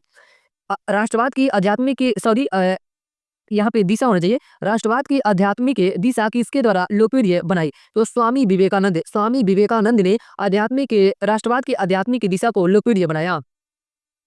स्वामी विवेकानंद का राष्ट्रवाद जो औपनिवेशिक शासन और जनता की व्यापक गरीबी और पीड़ा के दौरान पैदा हुआ था, भारतीय आध्यात्मिकता पर आधारित था। स्वामी विवेकानंद हृदय व आत्मा से सच्चे राष्ट्रवादी थे। उन्होंने स्वतंत्रता के प्रति राष्ट्रवाद का आध्यात्मिक दृष्टिकोण अपनाया। सुभाष चंद्र बोस ने स्वामी विवेकानंद को आधुनिक राष्ट्रवादी आंदोलन का आध्यात्मिक पिता कहा था। किसने स्वामी विवेकानंद को आधुनिक राष्ट्रवादी आंदोलन का आध्यात्मिक पिता कहा था? तो सुभाष चंद्र बोस के द्वारा यह कथन कहा गया है। नेक्स्ट है अगला प्रश्न है कि दयानंद सरस्वती दयानंद सरस्वती द्वारा स्थापित है, यानी कि इन चारों समाजों में से किस समाज की स्थापना दयानंद सरस्वती के द्वारा की गई थी? तो आर्य समाज की स्थापना दयानंद सरस्वती के द्वारा की गई थी। और कब की गई थी? तो 1875 ईस्वी में की गई थी। दयानंद सरस्वती, इनके बचपन का नाम की बात की जाए तो इनके बचपन का नाम मूल्य शंकर था। दयानंद सरस्वती यानी मूल्य शंकर ने 1875 में बंबई में आर्य समाज की स्थापना की, जिसका मुख्य उद्देश्य प्राचीन वैदिक धर्म की शुद्ध रूप से पुनः स्थापना करना था। आर्य समाज आंदोलन का प्रसार प्रायः पाश्चात्य प्रभावों की प्रतिक्रिया के रूप में हुआ। 1877 ईस्वी में आर्य समाज का मुख्यालय लाहौर में स्थापित किया गया। ये प्लान बहुत इंपॉर्टेंट है कि आर्य समाज का जो मुख्यालय था वह कहाँ पे था? तो आर्य समाज का मुख्यालय लाहौर में था, जिसके उपरांत आर्य समाज का अधिक प्रचार हुआ।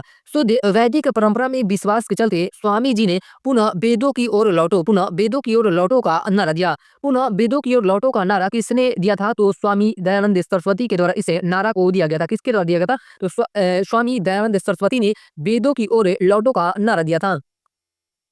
स्वामी दयानंद का उद्देश्य था कि भारत को धार्मिक, सामाजिक तथा राष्ट्रीय रूप से एक कर दिया जाए। धार्मिक क्षेत्र में वह मूर्ति पूजा, बहुदेववाद, अवतारवाद, पशु बलि, श्रद्धा, तंत्र मंत्र तथा झूठे कर्मकांडों को स्वीकार नहीं करते थे। वह वेदों को ईश्वरीय ज्ञान मानते थे तथा उपनिषद काल तक के साहित्य को स्वीकार करते थे। आर्य समाज के नियम तथा सिद्धांत सबसे पहले बंबई में गठित किए गए। आर्य समाज के नियम तथा सिद्धांत सबसे पहले कहाँ गठित किए गए? तो मुंबई में इसे गठित किए गए। पुनः उसे 1877 में लाहौर में संपादित कर एक निश्चित रूप दिया गया। आर्य समाज का प्रचार प्रसार पंजाब में अत्यधिक सफल रहा तथा कुछ सीमा तक उत्तर प्रदेश से गुजरात, राजस्थान में भी इसे सफलता मिली। महात्मा हंसराज, पंडित गुरुदत्त, लाला लाजपत राय तथा स्वामी श्रद्धानंद इसके विशिष्ट कार्यकर्ताओं में से थे। 1893 में आर्य समाज दो गुटों में बट गया। आर्य समाज कब दो गुटों में बट गया? तो 1893 ईस्वी में यह दो गुटों में बट गया। एक गुट पाश्चात्य शिक्षा का समर्थक था, यानी कि एक जो गुट था वो पाश्चात्य शिक्षा का समर्थन करता था, जबकि दूसरा गुट पाश्चात्य शिक्षा का विरोधी था। पाश्चात्य शिक्षा के विरोधियों में स्वामी श्रद्धानंद, अन्य नाम इनका है महात्मा मुंशीराम, यानी कि जो स्वामी श्रद्धानंद है इनका अन्य नाम क्या है? तो महात्मा मुंशीराम के नाम से भी जाना जाता है। और लेखराम प्रमुख थे।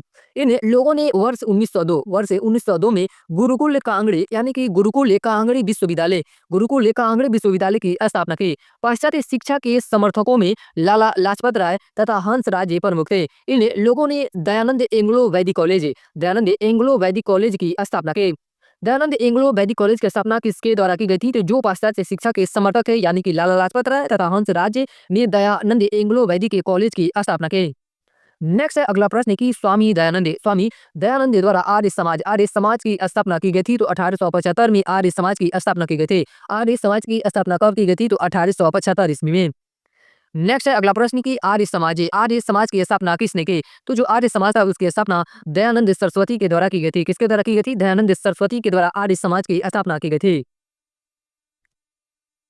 नेक्स्ट है अगला प्रश्न कि किसने 1873 ईस्वी में सत्यशोधक समाज की स्थापना की? तो ज्योतिबा फुले के द्वारा सत्यशोधक समाज की स्थापना की गई थी। और ये कब की गई थी? तो 1873 ईस्वी में इसकी स्थापना की गई थी। 1873 ईस्वी में सत्यशोधक समाज की स्थापना ज्योतिबा फुले ने की थी। इन्होंने शक्तिशाली गैर ब्राह्मण आंदोलन का संचालन किया। गैर ब्राह्मण आंदोलन का संचालन किसके द्वारा किया गया था? तो ज्योतिबा फुले के द्वारा। इन्होंने अपनी पुस्तक गुलामगिरी 1873 एवं अपने संगठन सत्यशोधक समाज के द्वारा पाखंडी ब्राह्मणों एवं उनके अवसरवादी धर्म ग्रंथों से निम्न जातियों की रक्षा की आवश्यकता पर बल दिया। यहाँ से दो क्वेश्चन इंपॉर्टेंट है कि सत्यशोधक समाज की स्थापना किसके द्वारा की गई थी? तो ज्योतिबा फुले के द्वारा की गई थी। और जो गुलामगिरी जो पुस्तक है यह किसकी पुस्तक है या इसके लेखक कौन है? तो ज्योतिबा फुले इसके लेखक हो जाएंगे। नेक्स्ट है वहीं प्रश्न पूछ रहा है कि सत्यशोधक समाज की स्थापना किसने की थी? तो इसकी स्थापना ज्योतिबा फुले के द्वारा की गई थी। सत्यशोधक समाज की स्थापना किसके द्वारा की गई थी? ज्योतिबा फुले के द्वारा इसकी स्थापना की गई थी। नेक्स्ट है अगला प्रश्न कि भारत में नारी आंदोलन इनकी प्रेरणा से प्रारंभ हुआ। तो ज्योतिबा फुले की प्रेरणा से नारी आंदोलन प्रारंभ हुआ। किसकी प्रेरणा से? तो ज्योतिबा फुले की प्रेरणा से। प्रश्नगत विकल्पों विकल्पों के अनुसार भारत में नारी आंदोलन ज्योतिबा फूले की प्रेरणा से प्रारंभ हुआ। ज्योतिबा फूले मानते थे कि महिलाओं एवं दलितों का उत्थान करके ही सामाजिक बुराइयों को दूर किया जा सकता है। 1848 ईस्वी में इन्होंने लड़कियों के लिए एक स्कूल खोला। यह लड़कियों के लिए भारत का प्रथम स्कूल था। भारत का प्रथम स्कूल किसके द्वारा खोला गया था? तो ज्योतिबा फूले के द्वारा खोला गया था।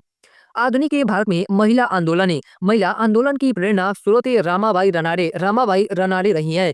महादेव गोविंद रनाड़े की पत्नी श्रीमती रामाबाई ने सेवा सदन नामक संगठन की स्थापना की थी। सेवा सदन ने संगठन की स्थापना किसके द्वारा की गई थी? तो श्रीमती रामाबाई के द्वारा की गई थी।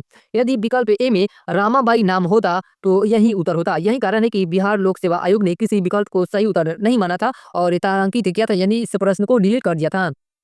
नेक्स्ट अगला प्रश्न की थियोसॉफिकल सोसाइटी का स्थापना किसने की थी? तो थियोसॉफिकल सोसाइटी की स्थापना मैडम में एचपी ब्लाटस्की के द्वारा थियोसॉफिकल सोसाइटी की स्थापना की गई थी। किसके द्वारा की गई थी? तो मैडम में एचपी ब्लाटस्की के द्वारा इसकी स्थापना की गई थी। थियोसॉफिकल सोसाइटी की स्थापना एक रूसी महिला अब यूक्रेनी देश की निवासी मैडम एचपी ब्लावटस्की अमेरिकी सैनिक अधिकारी कर्नल अल्काटे विलियम कोआन जज एवं अन्य द्वारा 1875 ईस्वी में न्यूयॉर्क में की थी। जी यह थियोसॉफिकल सोसाइटी है, इसकी स्थापना कहाँ पे की गई थी? तो न्यूयॉर्क में की गई थी। और कब की गई थी? तो 1875 ईस्वी में। इस सोसाइटी के संस्थापक 1882 ईस्वी में मद्रास के पास अड्यार नामक के स्थान पर सोसाइटी का मुख्यालय स्थापित किए। कहाँ पे इसका मुख्यालय बनाया था? तो अड्यार नामक के स्थान पे, जो बाद में इसका अंतर्राष्ट्रीय कार्यालय बना। भारत में इस संस्था का मुख्य उद्देश्य प्राचीन हिंदू धर्म में लोगों के आत्मविश्वास को जगाना और बढ़ाना तथा धर्म को समाज सेवा का मुख्य आधार बनाना था। नेक्स्ट है वही प्रश्न पूछ रहा है कि थियोसॉफिकल सोसाइटी की स्थापना किसने की थी? तो इसकी स्थापना मैडम ही एचपी ब्लावटस्की के द्वारा थियोसॉफिकल सोसाइटी की स्थापना की गई थी। नेक्स्ट है कि प्रार्थना समाज एक तरफ दिया गया है, यानी कि कुछ समाज दिए गए हैं और पत्रिका दिए गए हैं। तो प्रार्थना समाज है, यंग इंडिया है, लोकहितवादी सत्यशोधक समाज है, रहनुमाई मजदाशन है। सभा के लिए निम्न विकल्पों में से सही संयोजन है, पहचानिए। तो जो यह प्रार्थना समाज था, इसकी स्थापना आत्माराम पांडुरंग के द्वारा की गई थी। यंग इंडिया पत्रिका के संपादक मोहनदास से करमचंद गांधी थे। और लोकहितवादी कौन थे? तो लोकहितवादी की स्थापना गोपाल हरि देशमुख के द्वारा की गई थी। और सत्यशोधक समाज की स्थापना ज्योतिबा फूले ने की थी। और रहनुमाई मजदान सभा की स्थापना नौरोजी फुरदोंजी के द्वारा की गई थी। नौरोजी फुरदोंजी के द्वारा इसकी स्थापना की गई थी। तो इस प्रकार इसका सही उत्तर क्या हो जाएगा? बी नंबर इसका सही उत्तर हो जाएगा, यानी कि आत्माराम पांडुरंग, मोहनदास करमचंद गांधी, गोपाल हरि देशमुख, ज्योतिबा फूले और नौरोजी फुरदोंजी इसका सही उत्तर हो जाएगा। प्रार्थना समाज की स्थापना 1867 ईस्वी में मुंबई में आचार्य केशवचंद्र सेन की प्रेरणा से आत्माराम पांडुरंग द्वारा की गई थी। महात्मा गांधी, इंडियन ओपिनियन, हरिजन और यंग इंडिया, ये तीनों बहुत इंपॉर्टेंट है कि महात्मा गांधी के द्वारा इंडियन ओपिनियन, हरिजन और यंग इंडिया जैसे समाचार पत्रों से जुड़े रहे। महाराष्ट्र के समाज सुधारक गोपाल हरि देशमुख लोकहितवादी के रूप में प्रख्यात थे। 1873 में सत्यशोधक समाज की स्थापना ज्योतिबा फूले ने की थे। 1851 ईस्वी में नौरोजी फुरदोंजी ने अन्य पारसी सहयोगियों के साथ रहनुमाई मजदाशन ने सभा की स्थापना की। इस प्रकार विकल्प बी सही संयोजन है। नेक्स्ट है अगला प्रश्न की 26 नंबर प्रश्न कर रहा है कि नाई धोबी बंधे सामाजिक बाइकॉट का एक स्वरूप था जो 1919 में हुआ था। यानी कि जो नाई धोबी बंद था या आंदोलन था, यह कहाँ पे हुआ था? तो किसानों द्वारा प्रतापगढ़ जिले में चला गया था। कहाँ पे चला गया था? किसानों द्वारा प्रतापगढ़ जिले में चला गया था। तो इसका सही उत्तर क्या हो जाएगा? ए नंबर इसका सही उत्तर होगा।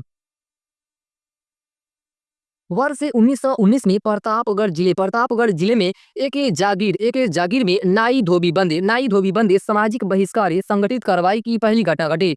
झिंगुरी सिंह और दुर्गपाल ने इसमें महत्वपूर्ण भूमिका निभाई। लेकिन जल्दी ही आंदोलन में एक नया चेहरा उभरा, बाबा रामचंद्र, जिन्होंने आंदोलन की बागडोर ही नहीं संभाली अपितु उसे और मजबूत एवं जुझारू बनाया। बाबा रामचंद्र महाराष्ट्र के ब्राह्मण परिवार के थे।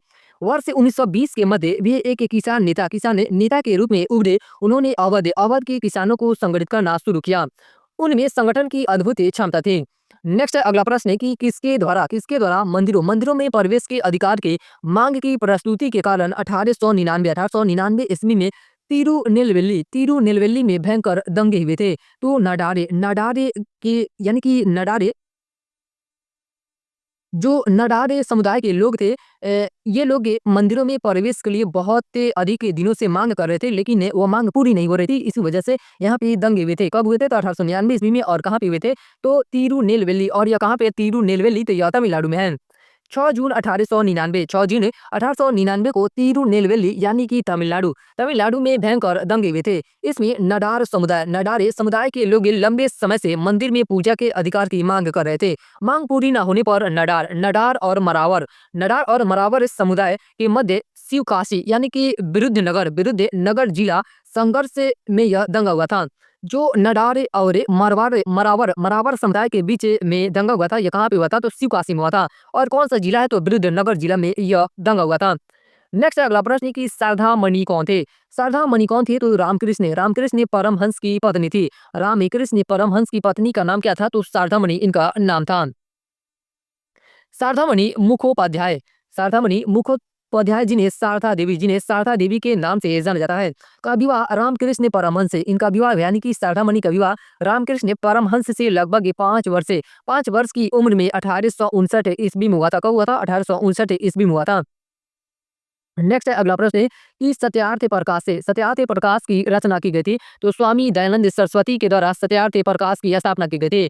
प्रकाश की रचना किसके द्वारा की गई थी? तो स्वामी दयानंद सरस्वती ने इसकी रचना की थी। मूल शंकर इनका यानी कि जो स्वामी दयानंद सरस्वती थे, इनके बचपन का नाम क्या था? तो मूल शंकर। स्वामी दयानंद सरस्वती का जन्म 1824 से 1824 ईस्वी में गुजरात के मोरबी रियासत यानी कि काठियावाड़ क्षेत्र में एक ब्राह्मण कुल में हुआ था। उन्होंने 1860 में मथुरा के स्वामी बिरजानंद जी से वेदों के शुद्ध अर्थ तथा वैदिक धर्म के प्रति अगाध श्रद्धा प्राप्त की। 1867 ईस्वी में उन्होंने पाखंड खंडनी पताका लहराई। 1875 ईस्वी में उन्होंने बंबई में आर्य समाज की स्थापना की। आर्य समाज की स्थापना किसके द्वारा की गई थी? तो स्वामी दयानंद सरस्वती के द्वारा की गई थी। और कब की गई थी? तो 1875 ईस्वी में की गई थी। उनके विचारे उनकी प्रसिद्ध पुस्तक सत्यार्थ प्रकाश में वर्णित है। उनके अन्य रचनाओं में पाखंड खंडन, ऋग्वेदादि भाष्य भूमिका, ऋग्वेद भाष्य, अद्वैत मत खंडन, पंच महायज्ञ विधि तथा वेद विरुद्ध मत खंडन ये प्रमुख है। ये सब इनकी रचनाएं हैं। नेक्स्ट है अगला प्रश्न की पूना सार्वजनिक सभा की स्थापना की थी। तो जो पूना सार्वजनिक सभा थी, इसकी स्थापना महादेव गोविंद रानड़े के द्वारा की गई थी। और कब की गई थी? तो 1870 ईस्वी में की गई थी। पूना सार्वजनिक सभा की स्थापना किसने की थी? तो महादेव गोविंद रानड़े ने की थी। और कब की थी? तो 1870 ईस्वी में की थी। पूना सार्वजनिक सभा की स्थापना 1870 ईस्वी में एस एच स्टाडे S H Chipulkar sorry Chiplunkar, GV Joshi आदि के सहयोग से की गई थी। इस सभा में रनाड़े का प्रवेश 1871 ईस्वी में हुआ था। रनाड़े ने इस सभा को विलक्षण नेतृत्व प्रदान किया, जिससे इस सभा की लोकप्रियता में वृद्धि हुई। पूना सार्वजनिक सभा में रनाड़े के अमूल्य योगदान के कारण उन्हें संस्था का संस्थापक भी माना जाता है। नेक्स्ट है अगला प्रश्न है कि वर्ष 1905 में सर्वेंट्स ऑफ इंडिया सोसाइटी की स्थापना किसके द्वारा की गई थी? तो जो सर्वेंट्स ऑफ इंडिया सोसाइटी थी, इसकी स्थापना गोपाल कृष्ण गोखले के द्वारा की गई थी। किसके द्वारा की गई थी? गोपाल कृष्ण गोखले के द्वारा की गई थी। और कब की गई थी? तो 1905 ईस्वी में की गई थी। वर्ष 1905 में पूना में गोपाल कृष्ण गोखले ने भारतीय सेवक समाज यानी कि सर्वेंट्स ऑफ इंडिया सोसाइटी की स्थापना की, जिसका उद्देश्य भारतीय सेवा के लिए प्रचारक तैयार करना था और संवैधानिक रूप से भारतीय जनता के सच्चे हितों को प्रोत्साहन देना था। इसे मंडल ने वी श्रीनिवास शास्त्री, जी के देवधरे, NM जोशी, पंडित हृदयनाथ कुंजरू जैसे महान समाज सेवक पैदा किए। MC सीतलवाड़े, BN राव तथा अल्लादी कृष्ण स्वामी अय्यर इसके प्रख्यात सदस्य थे।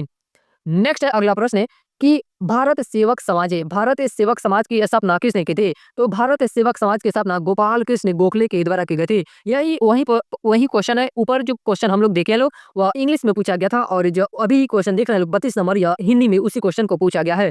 तो भारतीय सेवक समाज की स्थापना गोपाल कृष्ण गोखले के द्वारा की गई थी। किसके द्वारा की गई थी? गोपाल कृष्ण गोखले के द्वारा की गई थी। 33 नंबर जो क्वेश्चन है, इसका भाग दूसरा पार्ट में, तो डायरेक्ट इसकी व्याख्या देखते हैं लोग। जिसमें एक तरफ सूची 1 दिया गया है, दूसरी तरफ ये सूची 2 दिया गया है। तो अगर बात करें कि भारत सेवक समाज है, भारत सेवक समाज की स्थापना किसके द्वारा की गई थी? तो गोपाल कृष्ण गोखले ने इसकी स्थापना की थी। इसे सर्वेंट्स ऑफ इंडिया सोसाइटी भी कहा जाता है, यानी कि उसी का नाम है अंग्रेजी में और दूसरा नाम दिया गया है हिंदी में। तत्बोधिनी सभा की स्थापना देवेंद्र नाथ टैगोर के द्वारा की गई थी। किसके द्वारा की गई थी? देवेंद्र नाथ टैगोर के द्वारा। आत्मीय सभा की स्थापना राजा राम मोहन राय ने की थी। आत्मीय सभा की स्थापना किसने की थी? तो राजा राम मोहन राय ने की थी। नेक्स्ट क्वेश्चन है कि समाज सुधारकों की सूची 1 को उनके समाजों की सूची 2 से सुमेलित करें और नीचे दिए गए कोड से उत्तर चुने, यानी कि एक तरफ सूची 1 दिया गया है और दूसरी तरफ सूची 2 दिया गया है। उसी तरह का क्वेश्चन है, यहाँ पे मिलान करते हैं लोग कि मिलान क्या होगा। बात किया जाए कि इंडियन एसोसिएशन की स्थापना इसमें इंडियन एसोसिएशन ने दिया गया है कि ब्रह्म समाज की स्थापना किसके द्वारा की गई थी? तो राजा राम मोहन राय ने इसकी स्थापना की थी। ब्रह्म समाज की स्थापना किसने की थी? तो राजा राम मोहन राय ने। रामकृष्ण मिशन की स्थापना स्वामी विवेकानंद के द्वारा किया गया था। किसके द्वारा रामकृष्ण मिशन की स्थापना की गई थी? तो स्वामी विवेकानंद ने इसकी स्थापना की थी। नेक्स्ट है कि सर्वेंट्स ऑफ इंडिया सोसाइटी की स्थापना गोपाल कृष्ण गोखले की थी। किसने की थी? गोपाल कृष्ण गोखले ने की थी।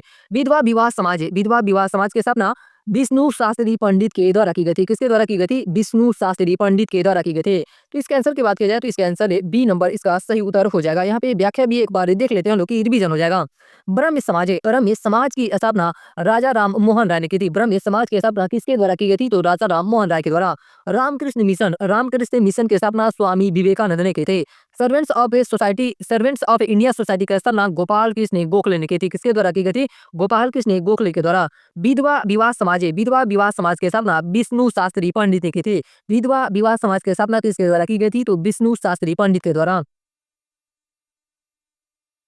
उसके बाद ये अगला चैप्टर है कांग्रेस से पूर्व स्थापित राजनीतिक संस्था, यानी कि कांग्रेस से पहले कौन कौन सी राजनीतिक संस्था की स्थापना हुई थी। जिसमें सबसे पहला प्रश्न देखते हैं लोग कि बम्बई प्रेसिडेंसी एसोसिएशन की स्थापना किसने की थी? तो जो बम्बई प्रेसिडेंसी एसोसिएशन थी उसकी स्थापना फिरोज शाह मेहता, केटी तेलंगे, WC बनर्जी यानी कि भोमेश चंद्र बनर्जी और तैयब जी, यानी कि इन चारों लोगों के द्वारा। तैयब जी यानी कि तैयब जी का मतलब हो गया बदरुद्दीन तैयब। इन चारों लोगों के द्वारा बम्बई प्रेसिडेंसी एसोसिएशन की स्थापना की गई थी। तो इसका सही उत्तर की बात की जाए तो क्या हो जाएगा? उपरोक्त में से एक से अधिक इसका सही उत्तर हो जाएगा। 1885 ईस्वी में बम्बई प्रेसिडेंसी एसोसिएशन की स्थापना फिरोज शाह मेहता, केटी तेलंगे और बदरुद्दीन तैयब ने की। इसका उद्देश्य ब्रिटिश शासन में भारतीय प्रतिनिधित्व और राजनीतिक सुधारों के लिए ज्ञापन प्रत्यावेदन सौंपना तथा उसकी भेदभावपूर्ण नीतियों का विरोध करना था। यहाँ पे WC बनर्जी नहीं होंगे, यानी कि जो बम्बई प्रेसिडेंसी एसोसिएशन थी उसकी स्थापना में फिरोज शाह मेहता का महत्वपूर्ण भूमिका था। केटी तेलंगे और बदरुद्दीन तैयब जी थे, यानी कि 3 लोग थे। केटी तेलंगे, तैयब जी और फिरोज शाह। ये WC बनर्जी नहीं थे। तो उस तरह भी इसका उत्तर क्या आ जाएगा? उपयुक्त में से एक से अधिक इसका सही उत्तर हो जाएगा। 1885 ईस्वी में बम्बई प्रेसिडेंसी एसोसिएशन की स्थापना फिरोज शाह मेहता, केटी तेलंगे और बदरुद्दीन तैयब ने की। इसका उद्देश्य ब्रिटिश शासन में भारतीय प्रतिनिधित्व और राजनीतिक सुधारों के लिए ज्ञापन प्रत्यावेदन सौंपना तथा उसकी भेदभावपूर्ण नीतियों का विरोध करना था। नेक्स्ट है अगला क्वेश्चन कि भारत संघ या इंडियन एसोसिएशन के संस्थापक कौन थे? तो इंडियन एसोसिएशन की स्थापना सुरेंद्र नाथ बनर्जी के द्वारा की गई थी। किसके द्वारा इसकी स्थापना की गई थी? इंडियन एसोसिएशन या भारत संघ की स्थापना तो सुरेंद्र नाथ बनर्जी के द्वारा की गई थी।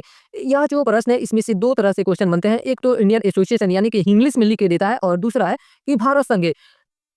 26 जुलाई 1876 को सुरेंद्र नाथ बनर्जी ने आनंद मोहन बोस के सहयोग से इंडियन एसोसिएशन की स्थापना कहाँ पे की थी? इसकी स्थापना तो कोलकाता में की थी। और किनके सहयोग से? तो सुरेंद्र नाथ बनर्जी और आनंद मोहन बोस, यानी कि इन दोनों लोगों ने मिलकर इंडियन एसोसिएशन की स्थापना की थी। कब की थी? तो 1876 ईस्वी में की थी। यह तत्कालीन संस्थाओं में सबसे महत्वपूर्ण थे, जिसे कांग्रेस से पूर्व अखिल भारतीय स्तर की संस्था का सम्मान प्राप्त था। इस संस्था ने सिविल सेवा परीक्षा प्रणाली में सुधार की मांगे तथा इल्बर्ट बिल जैसे विवादों को लेकर आंदोलन चलाया। इंडियन एसोसिएशन या भारत संघ में जमींदारों के स्थान पर मध्यम वर्ग को प्रधानता दी गई थी। नेक्स्ट है अगला प्रश्न वही अभी हमें बोले ही है और यहाँ पे क्वेश्चन पूछा भी गया है कि इंडियन एसोसिएशन का नेतृत्व किसने किया था? तो सुरेंद्र नाथ बनर्जी और आनंद मोहन बोसे इसके नेतृत्व करता थे। तो इसका सही उत्तर क्या आ जाएगा? उपरोक्त में से एक से अधिक इसका सही उत्तर हो जाएगा। नेक्स्ट है कि 1876 ईस्वी में इंडियन एसोसिएशन की स्थापना किसने की थी? तो इसकी स्थापना सुरेंद्र नाथ बनर्जी के द्वारा की गई थी। इंडियन एसोसिएशन की स्थापना किसके द्वारा की गई थी? तो सुरेंद्र नाथ बनर्जी ने इसकी स्थापना की थी। नेक्स्ट है राष्ट्रीय कांग्रेस से पूर्व यानी कि पहले सबसे प्रमुख ये संस्था थी। राष्ट्रीय कांग्रेस की स्थापना से पहले सबसे प्रमुख ये संस्था कौन थी? तो Indian association of Calcutta. Next है कि मद्रास से महाजन सभा की स्थापना की गई थी। तो जो मद्रास से महाजन सभा थी उसकी स्थापना 1884 ईस्वी में की गई थी। कब की गई थी? 1884 ईस्वी में की गई थी। इन चारों ऑप्शनों में नहीं दिया गया है तो इसका आंसर क्या होगा? 1884 ईस्वी। अगर आपके पास बुक है तो यहाँ पे 1884 कर सकते हैं, याद करने के लिए यह आसानी होता है। मद्रास से महाजन सभा की स्थापना मई 1884 ईस्वी में एम वीर राघवाचारी, जी सुब्रमण्यम अय्यर तथा पी आनंद चार्लू और एस रामास्वामी मुदलियार द्वारा की गई थी। किसके किसके द्वारा की गई थी? इसकी स्थापना तो एम वीर राघवाचारी, जी सुब्रमण्यम अय्यर तथा पी आनंद चार्लू और एस रामास्वामी मुदलियार के द्वारा मद्रास महाजन सभा की स्थापना 1884 ईस्वी में की गई थी। नेक्स्ट अगला प्रश्न की कांग्रेस से पूर्व संगठनों की सूची 1 को उनके नेताओं की सूची 2 से मिलाइए और नीचे दिए गए कोड से उत्तर दें। एक तरफ सूची 1 दिया गया है यानी कि एक तरफ है संस्थाओं के नाम दिए गए और दूसरी तरफ उनके संस्थापक के नाम दिए गए हैं। जिसमें सबसे पहला संस्था आता है इंडियन एसोसिएशन की स्थापना सुरेंद्र नाथ बनर्जी के द्वारा की गई थी। इंडियन एसोसिएशन की स्थापना किसके द्वारा की गई थी? तो सुरेंद्र नाथ बनर्जी के द्वारा की गई थी। पूना सार्वजनिक सभा की स्थापना की बात की जाए तो महादेव गोविंद रानडे यानी कि जस्टिस रानडे यह सही उत्तर हो जाएगा। नेक्स्ट है कि बम्बई प्रेसिडेंसी एसोसिएशन की स्थापना फिरोज शाह मेहता। इस क्वेश्चन में थोड़ा-सा मिस्टेक है यानी कि मिस्टेक या थोड़ा-सा एरर है यानी कि क्वेश्चन में ही एरर है। तो देखते हैं लोग सबसे पहला कि इंडियन एसोसिएशन की स्थापना किसके द्वारा की गई थी? तो सुरेंद्र नाथ बनर्जी ने इसकी स्थापना की थी और मद्रास से महाजन सभा की स्थापना एम वीर राघवाचार्य के द्वारा की गई थी। बॉम्बे प्रेसिडेंसी की स्थापना दादाभाई नौरोजी ने की थी और पूना सार्वजनिक सभा की स्थापना जस्टिस रानडे, यहाँ पे रानडे होना चाहिए, उल्टा कर दिया गया है, तो जस्टिस रानडे के द्वारा इसकी स्थापना की गई थी। तो इसका उत्तर की बात की जाए तो इसका सही उत्तर ए नंबर इसका सही उत्तर हो जाएगा। क्या हो जाएगा? इसका सही उत्तर ए नंबर इसका सही उत्तर हो जाएगा। यहाँ पे व्याख्या देखते हैं लोग कि इंडियन एसोसिएशन की स्थापना सुरेंद्र नाथ बनर्जी ने की थी। पूना सार्वजनिक सभा की स्थापना महादेव गोविंद रानडे ने की थी। बम्बई प्रेसिडेंसी एसोसिएशन की स्थापना दादाभाई नौरोजी, यहाँ पे आप स्लैश करके दादाभाई नौरोजी भी लिख सकते हैं। कहीं फिरोज शाह मेहता इसे एसोसिएशन से जुड़े होंगे तो व्याख्या में दिया होगा या तो यह गलत भी हो सकता है। आप ये स्लैश करके यहाँ पे दादाभाई नौरोजी कर सकते हैं। मद्रास से महाजन सभा की स्थापना एम वीर राघवाचारी के द्वारा की गई थी। मद्रास से महाजन सभा की स्थापना किसके द्वारा की गई थी? तो एम वीर राघवाचारी के द्वारा इसकी स्थापना की गई थी। उसके बाद ये अगला लेसन है भारतीय राष्ट्रीय कांग्रेस से यह मॉडर्न हिस्ट्री की पॉइंट ऑफ व्यू से बहुत इंपॉर्टेंट चैप्टर है। जिसमें सबसे पहला प्रश्न है कि भारतीय राष्ट्रीय कांग्रेस के प्रथम अधिवेशन में कितने प्रतिनिधियों ने भाग लिया था? तो इसमें 72 प्रतिनिधियों ने भाग लिया था। भारतीय राष्ट्रीय कांग्रेस के प्रथम अधिवेशन में 72 प्रतिनिधियों ने भाग लिया था। भारतीय राष्ट्रीय कांग्रेस की स्थापना 1885 ईस्वी में ए ओ ह्यूम द्वारा की गई थी, जो एक अवकाश प्राप्त अंग्रेज अधिकारी थे। इसका पहला अधिवेशन यानी कि भारतीय राष्ट्रीय कांग्रेस से का पहला अधिवेशन 28 से 30 दिसंबर 1885 को बम्बई स्थित गोकुलदास तेजपाल संस्कृत कॉलेज में आयोजित किया गया। इसमें कुल 72 प्रतिनिधियों ने भाग लिया, जिनमें से 38 प्रतिनिधि बम्बई प्रांत से थे, 21 सदस्य मद्रास से थे, 3 सदस्य बंगाल से तथा 7 सदस्य उत्तर पश्चिम प्रांत और अवध वर्तमान उत्तर प्रदेश से तथा 3 सदस्य पंजाब से सम्मिलित हुए।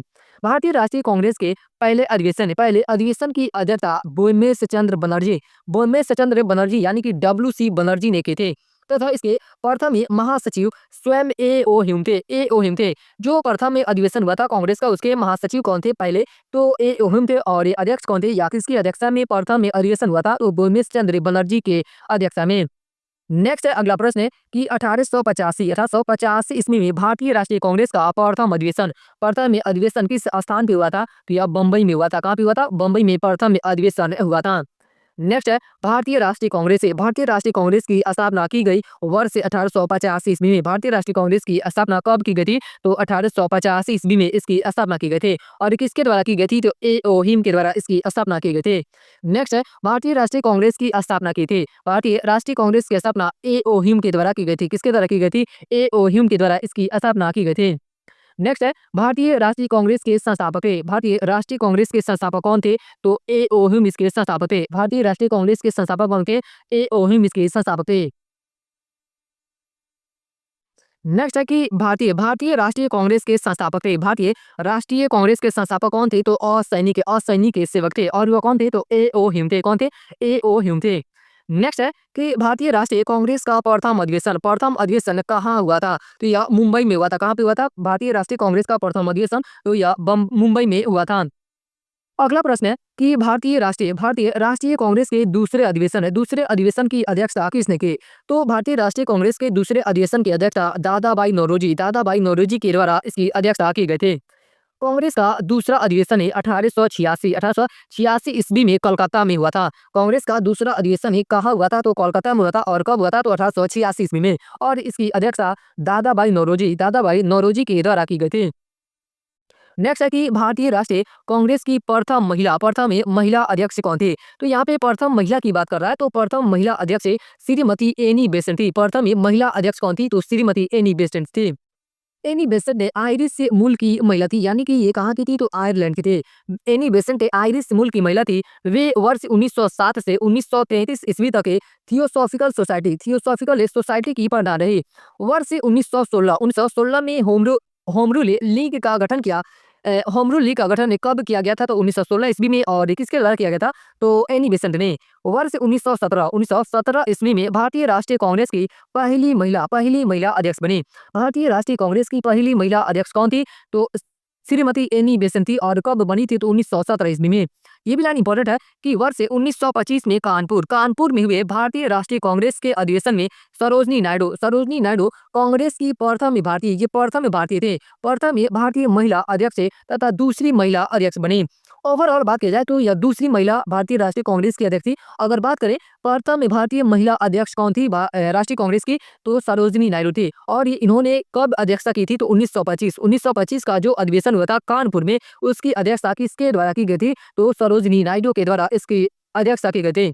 वर्ष 1947 से लेकर 1949 तक वे उत्तर प्रदेश से तत्कालीन नाम में यानी कि संयुक्त प्रांत थे। उस समय इसका नाम संयुक्त प्रांत था। उत्तर प्रदेश की वे राज्यपाल भी रही। यानी कि सरोजनी नायडू कहाँ की राज्यपाल रही थी? 1947 से 1949 तक तो उत्तर प्रदेश की ये राज्यपाल रही थी। नेक्स्ट है अगला प्रश्न कि किस वर्ष एक भारतीय महिला भारतीय भार, सॉरी किस वर्ष एक भारतीय महिला भारतीय राष्ट्रीय कांग्रेस की अध्यक्ष बने थे? तो इसका सही उत्तर हो जाएगा उपरोक्त में से कोई नहीं। क्योंकि जो सरोजनी नायडू थी वह 1925 में अध्यक्षता की थी। कहाँ की अध्यक्षता की थी? तो कानपुर की अध्यक्षता की थी। इन चारों ऑप्शनों में 1925 नहीं दिया गया है, तो इसका उत्तर क्या जाएगा? उपरोक्त में से कोई नहीं इसका सही उत्तर हो जाएगा। नेक्स्ट है कि इंडियन नेशनल कांग्रेस की प्रथम महिला अध्यक्ष कौन थी? तो सरोजनी नायडू थी। प्रथम भारतीय महिला अध्यक्ष कौन थी इंडियन नेशनल कांग्रेस की? तो सरोजनी नायडू थी। भारतीय राष्ट्रीय कांग्रेस से नेक्स्ट प्रश्न है कि भारतीय राष्ट्रीय कांग्रेस की प्रथम महिला अध्यक्ष कौन थी? तो प्रथम महिला अध्यक्ष एनी बेसेंट थी। यहाँ पे भारतीय नहीं पूछ रहा है, सिर्फ ये प्रथम महिला अध्यक्ष पूछ रहा है। तो कौन हो जाएगी? तो एनी बेसेंट इसकी अध्यक्षता की थी। नेक्स्ट है कि भारतीय राष्ट्रीय कांग्रेस के द्वितीय सम्मेलन में कितने मुस्लिम प्रतिनिधियों ने भाग लिया था? तो जो भारतीय राष्ट्रीय कांग्रेस से का दूसरा सम्मेलन होता उसमें 33 मुस्लिम प्रतिनिधियों ने भाग लिया था। भारतीय राष्ट्रीय कांग्रेस के द्वितीय सम्मेलन में 33 मुस्लिम प्रतिनिधियों ने भाग लिया था। कांग्रेस का द्वितीय सम्मेलन कब हुआ था? तो 27 से 30 दिसंबर 1886 को दादा भाई नौरोजी की अध्यक्षता में कलकत्ता में संपन्न हुआ था। जो कांग्रेस का दूसरा सम्मेलन या अधिवेशन हुआ था, इसकी अध्यक्षता किसके द्वारा की गई थी? तो दादा भाई नौरोजी के द्वारा इसकी स्थापना की गई थी। और यह जो सम्मेलन था यह कहाँ पे हुआ था? तो यह कोलकाता में हुआ था। कांग्रेस के दूसरे अधिवेशन में कुल 436 पंजीकृत प्रतिनिधियों ने भाग लिया था। कांग्रेस के प्रथम सम्मेलन में जहां मुस्लिम प्रतिनिधियों की संख्या 2 थी, वहीं दूसरे सम्मेलन में 33 है और तीसरे सम्मेलन यानी कि 1887 में 81 तथा चौथे सम्मेलन में यानी कि 1888 में 221 से पहुंच गए थे। यहाँ से भी प्रश्न बन सकता है, अगर दूसरा सम्मेलन में पूछा है तो ये क्या भरोसा है कि वह तीसरा में ना पूछे या चौथा में ना पूछे। तो तीसरे सम्मेलन में मुस्लिमों की संख्या कितनी थी, यानी कि मुस्लिम प्रतिनिधियों की तो 81 थी और चौथे सम्मेलन में 281 पहुंच गई। नेक्स्ट है अगला प्रश्न कि भारतीय राष्ट्रीय कांग्रेस के पहले मुस्लिम अध्यक्ष कौन थे। तो पहले मुस्लिम अध्यक्ष बदरुद्दीन तैयब जी थे। भारतीय राष्ट्रीय कांग्रेस के पहले मुस्लिम अध्यक्ष बदरुद्दीन तैयब जी थे। भारतीय राष्ट्रीय कांग्रेस के सर्वप्रथम मुस्लिम अध्यक्ष होने का गौरव बदरुद्दीन तैयब जी की है। ये भारतीय राष्ट्रीय कांग्रेस के 27 से 30 दिसंबर 1887 को मद्रास में संपन्न हुए तीसरे अधिवेशन की पद के लिए चुने गए थे। यानी कि जो बदरुद्दीन तैयब जी थे, ये जो भारतीय राष्ट्रीय कांग्रेस था उसका तीसरे सम्मेलन की अध्यक्षता की थी। नेक्स्ट है अगला प्रश्न कि भारतीय राष्ट्रीय कांग्रेस के द्वितीय मुस्लिम अध्यक्ष कौन थे। ये भी इंपॉर्टेंट क्वेश्चन है कि भारतीय राष्ट्रीय कांग्रेस के द्वितीय मुस्लिम अध्यक्ष कौन थे। तो रहमतुल्लाह मोहम्मद सयानी भारतीय राष्ट्रीय कांग्रेस के द्वितीय मुस्लिम अध्यक्ष थे। भारतीय राष्ट्रीय कांग्रेस के द्वितीय मुस्लिम अध्यक्ष रहमतुल्लाह मोहम्मद सयानी थे। ध्यातव्य कि भारतीय राष्ट्रीय कांग्रेस का बारहवा अधिवेशन 28 से 31 दिसंबर 1896 तक कोलकाता में रहमतुल्लाह सयानी की अध्यक्षता में आयोजित हुआ था। भारतीय राष्ट्रीय कांग्रेस के पहले मुस्लिम अध्यक्ष बदरुद्दीन तैयब जी थे। कौन थे पहले मुस्लिम अध्यक्ष? तो बदरुद्दीन तैयब जी थे। नेक्स्ट है अगला प्रश्न, और ये भी प्रश्न बहुत इंपॉर्टेंट है कि महात्मा गांधी ने भारतीय राष्ट्रीय कांग्रेस के किस अधिवेशन की अध्यक्षता की। तो 1924 का जो अधिवेशन हुआ था उसकी अध्यक्षता महात्मा गांधी जी के द्वारा की गई थी। और ये महात्मा गांधी ने सिर्फ एक ही भारतीय राष्ट्रीय कांग्रेस का जो अधिवेशन हुआ था उसके अध्यक्ष ये बने थे और वह 1924 का था। और कहाँ का? तो बेलगांव अधिवेशन। दिसंबर 1924 में बेलगांव में कांग्रेस के 39वें वार्षिक अधिवेशन की अध्यक्षता महात्मा गांधी ने की थी। इस अधिवेशन में एक प्रस्ताव द्वारा यह निश्चित किया गया कि गांधी जी के रचनात्मक कार्यों पर बल दिया जाए। इसी अधिवेशन में गांधी नेहरू दास समझौता यानी कि गांधी स्वराज्यिस्ट पैक्ट को अनुमोदित किया गया। ये भी लाइन इंपॉर्टेंट है कि किस अधिवेशन में गांधी नेहरू दास समझौता को अनुमोदित किया गया था। तो 1924 का बेलगाम अधिवेशन में। नेक्स्ट अगला प्रश्न है कि सुरक्षा वाल्व सिद्धांत के आधार पर भारतीय राष्ट्रीय कांग्रेस की स्थापना ब्रिटिश सरकार को खतरों से बचाने के लिए थे। उपयुक्त विचार किस नेता के हैं, यानी कि यह कथन कहा गया है और यह कथन किसके द्वारा कहा गया है। यानी कि कथन को एक बार और देख लेते हैं कि सुरक्षा वाल्व सिद्धांत के आधार पर भारतीय राष्ट्रीय कांग्रेस की स्थापना ब्रिटिश सरकार को खतरों से बचाने के लिए थी। यह कथन जो है यह लाला लाजपत राय के द्वारा दिया गया है। किसके द्वारा कहा गया यह कथन? लाला लाजपत राय के द्वारा यह कथन कहा गया है। कभी कभी एग्जाम में यहाँ से भी क्वेश्चन बनता है कि सुरक्षा वाल्व सिद्धांत का संबंध किससे है। तो लाला लाजपत राय से इसका संबंध हो जाएगा। सुरक्षा वाल्व सिद्धांत यानी कि सेफ्टी वाल्व प्रिंसिपल का उपयोग गरम दल के नेता लाला लाजपत राय ने अपनी पुस्तक यंग इंडिया में किया था।